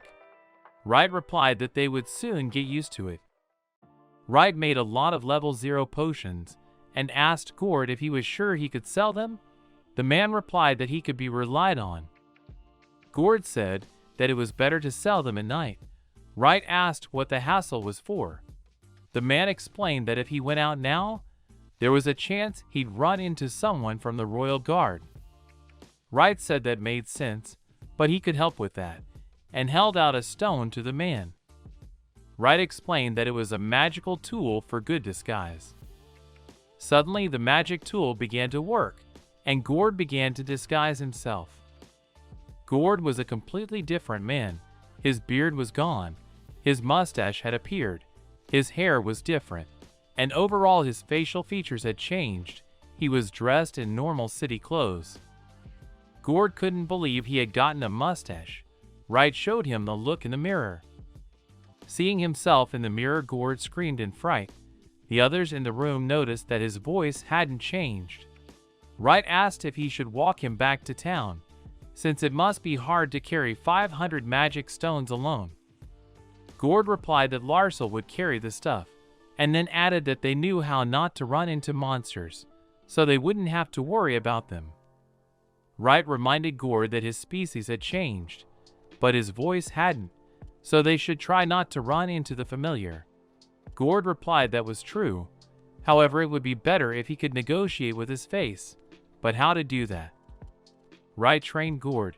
If he said the word stop in a whisper, he would get his real face back. To get the disguise back, you have to say the word start. The man tried everything out in practice. The boys set off on their journey. Gord promised they would be back soon. Wright asked them to be extremely careful. Everyone went off in different directions to go about their business. Looking at the house, Wright decided that this house was not at all suitable for creating magical tools, so it needed to be remodeled. The guy went behind the house to find the materials he needed. Suddenly he was called by the king. The king touched his beard and said he had something else he wanted to consult with him about. Wright looked at the king suspiciously. Lias approached Wright with a question while he was busy. He wanted to ask the boy about that artifact. From what he understood, he could use it to take on the appearance of a certain person. Wright looked back at the Lias and thought he was pretty sneaky. The hero replied that it would take some work, but it was possible. He must have had some ideas. Lias replied that right now he didn't have any ideas, but the thing was useful. The old man thought about ordering these artifacts from the hero when he was done with the mission. Wright replied that he would make them for a fee. Lias was about to reply when they were interrupted by Arumia. The girl ran out as if out of nowhere and asked her father to take a look at it. Maki had cleaned up her father's clothes, and now they looked like new. Rumia looked around and noticed the hero here looking at her strangely. She felt awkward and assumed she had interrupted their conversation. Her father replied that they had already finished talking. Lias went about his business and said that in that case they would talk about it after ordering, then left. Meanwhile, Rumia picked up the fallen wooden window stand and smiled awkwardly at Wright when he looked at her. She wondered what they were discussing. When the father entered the house, Rumia started questioning him. The father replied that he had asked the hero for something. As he left, Wright thought it was time to build a simple workshop. The hero walked away from the houses and stopped on the plain and used his magic to open a giant secret door. Rumia and Leia looked out the window in surprise when they heard a terrible rumbling sound. Killing Starkus wasn't Wright's main goal. He was here for killing the Messerzul god of this world. Ordering the assassination and cooperating with the king were merely passing points. With these thoughts, the hero made a connection and transformation. A cubic structure appeared in the sky. Still, his target was an unknown god, so the support of the kingdom of Misses he clearly would not hurt him. If the god's power depended on people's belief in him, then the whole country of the Wright would definitely be able to find a use for him. Many structures of different shapes appeared in the sky, which resembled pillars and geometric shapes. Wright did his thing, and then looked around and noticed people heading towards him. It was Rumia along with her father. Wright decided he should have built a good relationship with them and waved to them in greeting. Gord along with the Larsel meanwhile were also working tirelessly. Gord lowered the heavy box to the ground and stretched his shoulder. They then went back to the house and notified His Majesty that they had returned. Lias praised them for their excellent work and asked if they had been followed. The hero looked outside to inspect the luggage. He thought about the fact that the two of them had carried 140 kilograms worth of luggage. There were bronze, magic stones, and iron lying there. The hero looked inside the crate and said he was impressed by their strength. Gord stated that they were in excellent physical shape and smiled proudly. The quality of the iron was certainly not the best, but it would be enough for a hero. He picked up several ingots of iron and examined them. As he inspected them, he noticed the gaze of the Gord on him. The man poked the lad in the shoulder with 2 fingers for something and smirked. He said that apparently the hero was in pretty good shape too. The guy didn't pay any attention to that and asked what it was. With that, he pulled a strange branch out of a drawer. Gord replied that Larsel had picked up some medicinal herbs on the road. Larsel thought that they might be of some use to Wright. The hero glanced at the boy, who sked unhappily and looked away from them. Wright understood him and smiled. Now that they had the materials, it was time to get to work. Gord was surprised that they would start doing anything right away. Wright said he would seal the doors and windows with magic, and if anything happened, they would have to call him outside. Gord agreed and put the bag of plants on the ground next to the box. Gord thought it was all because the methods of creating the killing tools were a closely guarded secret. He whispered this question in the hero's ear, and Wright tried to move away from Gord in the meantime. He was right about the secrecy, and that was indeed one reason, but the biggest reason of all was their danger to the others. Gord didn't understand what he meant. The hero had asked not to think that creating a murder weapon was a safe endeavor. That was something Gord could agree with. Gord said that he would watch to make sure that there was a Larsel that didn't start breaking down the door. The hero thanked him and asked him to leave the rest to him. Wright also advised him to get some sleep. Wright also almost forgot that they were going to the castle tomorrow. He had prepared an outdoor bathtub for the group to use. They only had one try, so they should be ready for anything. Wright made the bathtub next to the workshop. Gord was as surprised by the bathtub as he was by the fact that they were supposed to set out as early as tomorrow. He didn't see how the hero would have time to use up all those materials before tomorrow morning. The boy replied that it would take all night. Especially given their circumstances, it was impossible to procrastinate. They needed to take back the castle and the state as soon as possible. Gord was surprised by this answer, then bowed and thanked for his understanding. After that, he left the dungeon and closed the doors behind him. Wright reached forward and used a transformation. Several round mirror reflections appeared in front of him, and then the hero used the item box. Wright first lined up the light-colored mirror circles in a chain, and then they rearranged themselves and overlapped each other. The hero smashed them with his hand, after which used the expansion. The mirrored glittering reflections grew larger and larger until they filled the entire room. Mechanized hands that held herbs and cubes began to emerge from the glittering circles. Guy used the secret maneuvers workshop, the cave of 1,000 monkeys. When everything was ready, Wright suggested that they begin. While Wright was hard at work, the rest of the group went about their business. The next clear morning came, and the sun was already high up. Wright's group sat down at the table to eat breakfast. Larsel and Pride stepped aside to talk. Their wall of the house was suddenly pierced by something heavy, which startled everyone present in the house. Larsel and Gord had already prepared to attack, when suddenly a black mechanized crow flew out in their direction and rushed at them screaming. Abruptly, the crow stopped when it was given an order. Behind the crow stood the hero, who flexed 2 fingers and ordered the bird to change direction. The crow made several circles around the crates. The hero apologized that this crow had escaped during the trial run. The guys were quiet for a while and looked questioningly at the raptor. Gord asked the guy if he was done with his business. Wright agreed with Gord. The hero pointed to the crates nearby and asked him to carry it. The boys had a hard time loading the heavy crates onto the cart. Gord couldn't believe that Wright had done all this today. Wright replied that everything was packed securely, so even if something fell, it wasn't a big deal.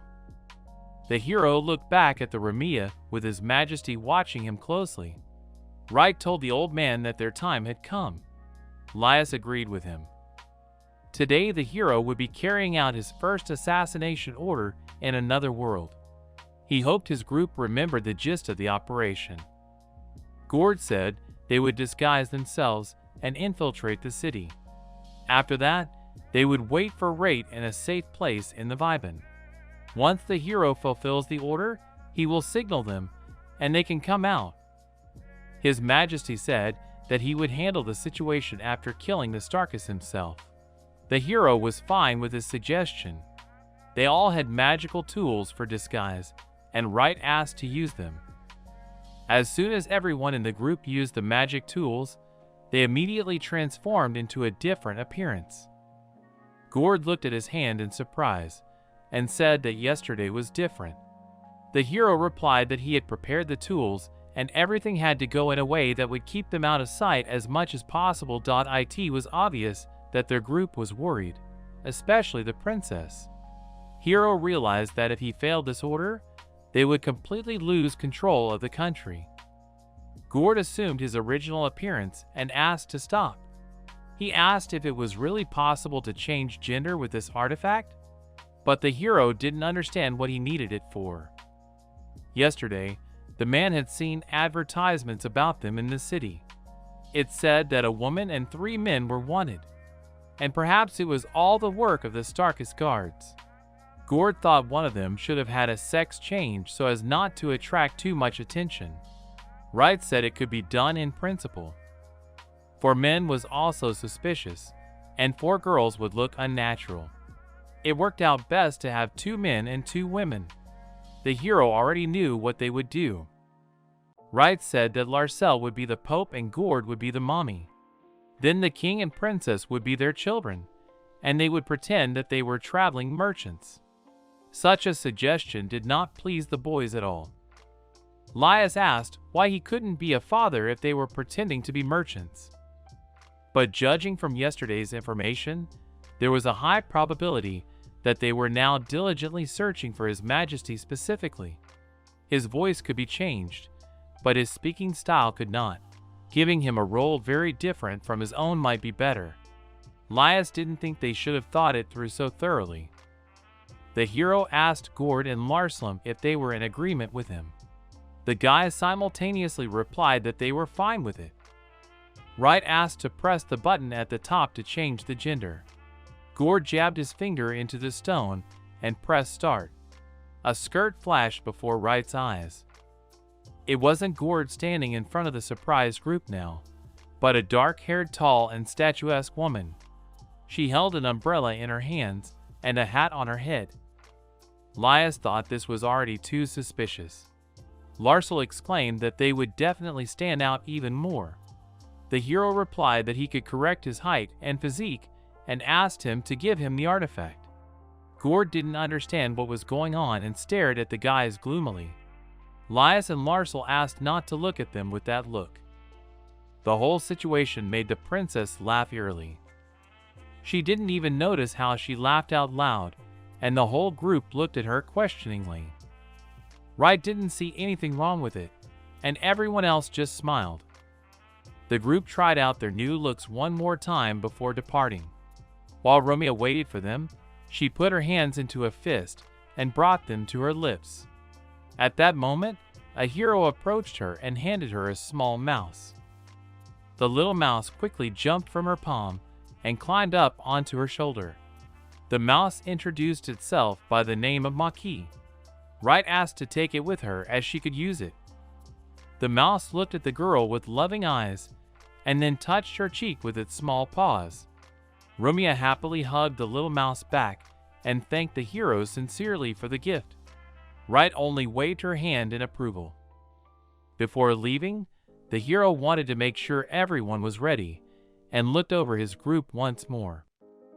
They all looked quite natural now, and looked like a complete family.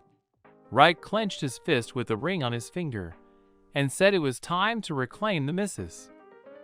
He signaled to the group, waved his hand, and explained that they were on their way.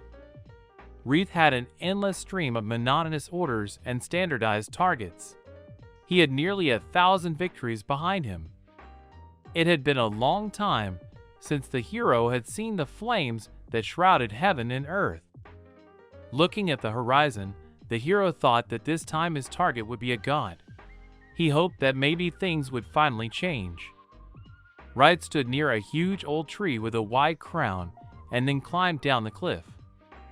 Down the slope were 3 crates that were floating in liquid. Wright raised his hand with a golden shining bracelet. He also had a stunning granite ring on his finger. With magic, the hero created a sharp blade and used transformation.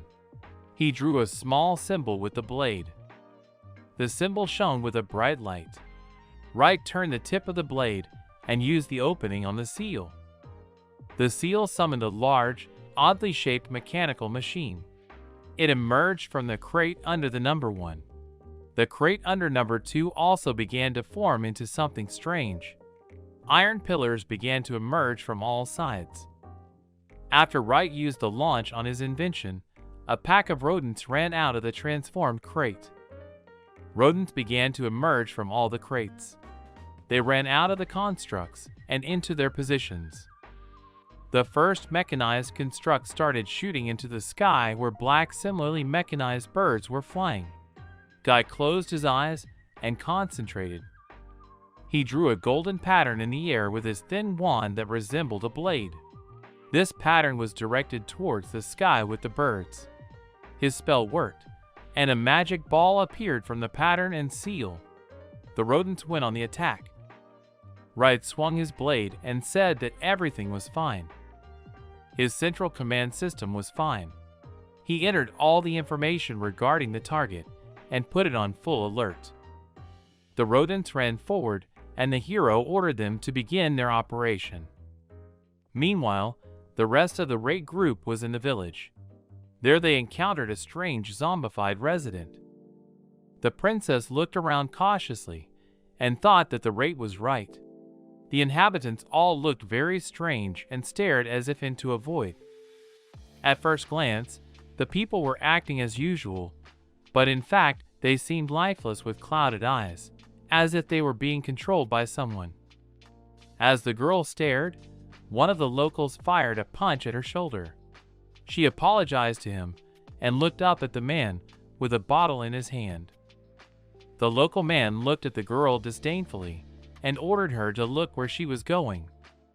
The man seemed very rude and intimidating to her, so Rumia hurriedly moved away from him. She looked at the rest of the locals. Even the children here looked exactly the same. It was quite a horrible and frightening sight for Rumia. Lias helped the girl to recover, and the rest of the group meanwhile went forward. Gord in the girl's uniform politely placed a few gold coins in the man's hands as an apology. The resident grinned, drooled, and said that they had done the right thing. After that, they peacefully parted in different directions. Rumia apologized to the boys, but the Layas replied that it was no big deal. Gord thought that Larsel was still mad at Wright, but Larsel disagreed with him. Gord said that he was being overly emotional. Besides, if they argued now, their whole plan might suffer.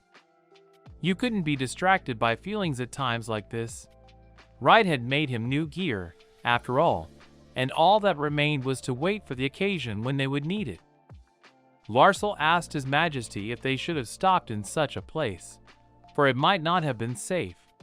His Majesty replied that he understood, but that if they stayed overnight in an expensive establishment, they might get too much attention.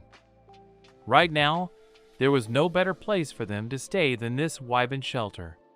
While the local zombified people were slowly going about their daily business, the hero's black birds were already flying towards the castle. With their help, the hero could see that the castle's airspace was ahead. First, it was necessary to find out the location of the target. Wright waved his wand and activated the bird. Using his device, he activated the magic meter and pressed start. If he was a high-ranked mage, the Wright would be able to find him by the strong magical energy. The bird could be used to scan the space below. The hero assumed that he was at a certain point and directed the flock of birds there. The birds quickly flew to the specific point to scout the situation. Wright noticed that a magical barrier had appeared there. It had most likely appeared there recently. The barriers were easy to destroy from the inside, but they had high resistance to attacks from the outside. It was unlikely that he would be able to blow them up with artifacts. In that case, the hero also had a backup plan. At this moment, his rodents were just surrounding the buildings. With the help of the small animals, he used stealth power magic, and the rodents sprang into action. The rats began to quickly make their way into the whole of the castle. The hero understood that no matter how serious the castle guards were, no one would guard a sewer pipe 30 centimeters in diameter. Right now, Wraith was monitoring the situation through both the rats and his birds. He was analyzing the entire space completely. His rats had successfully sneaked through the sewer and went inside. Wright thought that everything was going great. Through a magical device, the group informed the hero that they had arrived at the sleeping place. Wright took a message and asked if everyone was there. Gord replied that they were fine and asked Wright about business. Hero said he didn't know about the castle windows being protected by a barrier yet, but he would deal with it. He wanted to check in with the guys about the situation near the castle. The group looked amongst themselves before answering the rate. The princess replied that as he had foreseen, the entire population was as if in a trance. Even the children were affected. Lias couldn't imagine that Starkus was capable of such serious mind manipulation. If he had such powers, he didn't understand why Starkus was only using them now. Wright didn't know the answer to that question, but assumed he was biding his time. Lias suspected something. He had ideas, but he thought he was just too worried. He didn't know what Starkus might be waiting for. It didn't matter now. Leias asked Wright if he remembered what Leias had asked him to do the day before he left. The hero remembered his request. He had asked that Wright take care of Prince Kosas if he found him. Lias was counting on him. Hero asked the group to be careful. Several people stood outside the Starkus office and waited patiently. The man allowed them to enter. The men apologized for disturbing the Starkus Regan and walked inside. At this time, the Regan was looking at a certain scroll. Wright thought he had a good chance and hurried inside with the help of the rats. But his bees suddenly stopped. There was a protective magic here that almost exposed the hero. In that case, he should have tried ranged combat. A small cannon appeared from the rat's back. Wright took aim at the people who entered the Starkus office. The hero cursed and said that there was nothing to see from there. His armed rat ran further down the hall. This room was much better prepared for an assassination attempt than it might seem at first glance. A slight smile appeared on the hero's face. His rats were able to hear the conversation. Starkus asked the humans how their religious conversion mission was going. The humans replied that they had sent missionaries to 10 cities who were actively educating the people about their religion. Only yesterday they had managed to convert 246 new believers to them. In Starkus' opinion, such a number of people seemed small to him. From their conversation, the hero realized that Starkus wanted to change the object of faith. First he took control of the state, and now this. The people replied that their missionaries had tried their best, but it was hard enough to convince people to give up the gods they had believed in for so many years, so their business was slow. Starkus' consciousness manipulation didn't work here, and the result was still unsatisfactory. He ordered them to try harder, or they would not be able to save the country from destruction. In his opinion, only their god Lura's Mars could save them. Wright thought that there were other gods in this world besides the goddess Midzis and the evil god Azul. Starkus asked the men to hurry, for they remembered what to do with those who disagreed. They were to persuade them with lash and fist. For the sake of this, they had created a squad of inquisitors that would begin work from tomorrow. Starkus replied that this was wonderful and ordered his men to be firm in their faith. The men accepted Mr. Starkus' order. Wright realized that the man was using a false name to start a new religion. The goddess Mises spoke of Monsieur Azul resorting to such methods. It was more like coercion through torture than persuasion. The hero contacted the group through the walkie-talkie and called out to Gord. The hero wanted to ask him something. He asked if the Gord had heard of Luris Mars's belief in God. The man replied that he had heard of it. It was a young religion that was started about 300 years ago. Since there is a real benefit to this faith, it had dramatically gained the most followers recently. Wright didn't understand what benefit he was talking about. Gord said they gave free bread to the faithful when they went to church and all that. It seemed like the basis of their religion was charity for the people. The only question was, where did they get the money to do that? This religion was popular with the people, but there were a lot of dark rumors about it. It turns out that they were luring people with handouts, but the source of that money was unknown. It was really very suspicious. Gord recalled that they also had gods such as Mises. Most of the inhabitants over the age of 30, including him, professed a belief in it. Luris Mars was mostly believed in by the younger people. Gord wondered why Wright was asking about it. Wright replied that he was just curious. Suddenly Starkus activated his power and smirked. He motioned for his assistants Sting and Bata to greet their guests. Wright didn't understand where such a power came from. The hero called out to the Gorda and warned them that they were in danger, for they had already been revealed. None of the group expected such a turn of events. A huge charge flew into their shelter, which made a huge hole in the wall. Everything around them was blown to splinters. Larsel and Leias were afraid for Sir Gorda and Rumia, as the projectile flew in their direction. There was a sudden movement ahead. Larsel managed to repel the attacking projectile with his weapon. He glanced at the doors and asked who was there. The strangers on the other side of the door parted the doors like it was butter. The opponents grinned and looked at the boys. They recognized their teacher, Lord Lias, though they had previously thought him dead. The blonde-haired guy laughed loudly and told the Starkus that it was great. He was so overflowing with energy right now. Lias thought they had a flawless plan, so he didn't understand how the enemies could find them. Larsel repelled their attack and told His Majesty that they were members of the Royal Guard. Starkus had them under control, and he was sure of it. The dark-haired young man asked not to equate them with the puppets from the castle. According to him, they were completely free. The blonde-haired boy grinned again and said that there were two of them now. It turned out they were from the brand.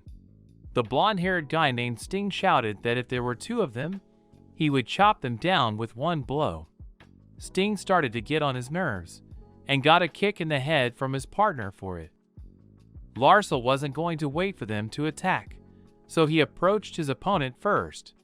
He wanted to strike him in the face with his blade, but the enemy somehow dodged his attack and defended himself with scales that grew from the collar of his cloak. The dark-haired guy smirked and asked where he was in a hurry. Besides, they were probably curious as to how they knew their location. The enemy suggested looking at the old man's magical mark from the Kerwin. Larsel asked the others not to let themselves be fooled, for the head of the Kerwin Trade Guild would never take their side. With his then shrewd eyes, the Kerwin would immediately recognize what the matter was. But the Larsel suddenly remembered that behind the head's bushy eyebrows, he could hardly even see his eyes. Sting instantly approached the Larsel and said that the guy was too slow. He punched the Larsel, and the guy was thrown back. Sting said that they sold 100 level potions of unknown origin at once. One would think that they were preparing to escape, but then just a day later, they came out of the magic forest and returned to the kingdom. They were curious to know how my Laius Lord had managed it. Or rather, it would be more correct to ask with whose help they managed to do it. Laius pretended not to understand them, and suggested that it could have been done in a lumberjack. Laius wanted to ask their opponents a question. He didn't understand why they would join the Starkus and help him take over the kingdom. Perhaps they were driven by power, or perhaps by money. Such a question surprised their opponents, and they thought that the man was thinking too simple. Sting grudgingly said that this old man didn't understand anything at all. A dark-haired lad named Bata asked his deposed majesty for his opinion on what the people needed in a ruler. He and Styg thought it was necessarily strength. The people were weak, and only a powerful ruler could give them the power that would make them free.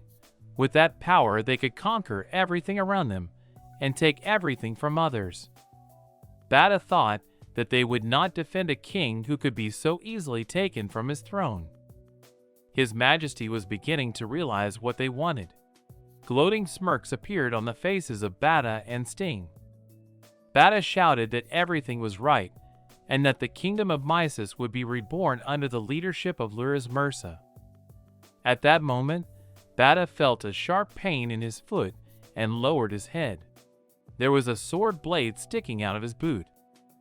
Larsel moved to attack and was right in front of the Bata's face. Sting ordered him to come this way. Using fire magic, Laius lit a chair on fire and kicked it with his foot at Sting. Bata turned back and saw his partner pinned against the wall by the chair. He thought they were making too much noise, but Gord asked him to be quiet. Gord stabbed him with his sword and exclaimed that they were traitors. Bata looked fearfully at his body, which began to dissolve and fell to the ground. Larsel looked back at the doors and told Sir Gord that they had come as of late. Just hearing them speak made him feel sick.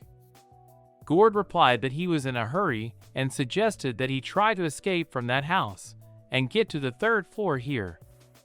Laius called out to Romea. The girl called out to her father and threw herself into his arms. Laius was madly glad that his daughter was all right. The boys heard the bat's cries and turned in his direction. He was screaming that he was in mad pain, and he had also lost his legs. The heroes didn't understand how he was still alive. So it wasn't Gord's imagination that time, and it was projection magic. Bata laughed loudly and asked them not to think about the fact that they were going to leave in peace. Bata was going to skin his opponents and hang them on the gate for all to see. He was going to use the old man's skin to make a rug and the princess' skin to make a purse. It was a great idea for him. Larsel, along with pride, covered his majesty and asked him to step back. They looked very serious and were ready to fight. Larsel clutched his broken blade in his hands while Gord held his huge sword. The men got into a fighting stance and said that they would show these insolent men what those close to King Mysis were capable of.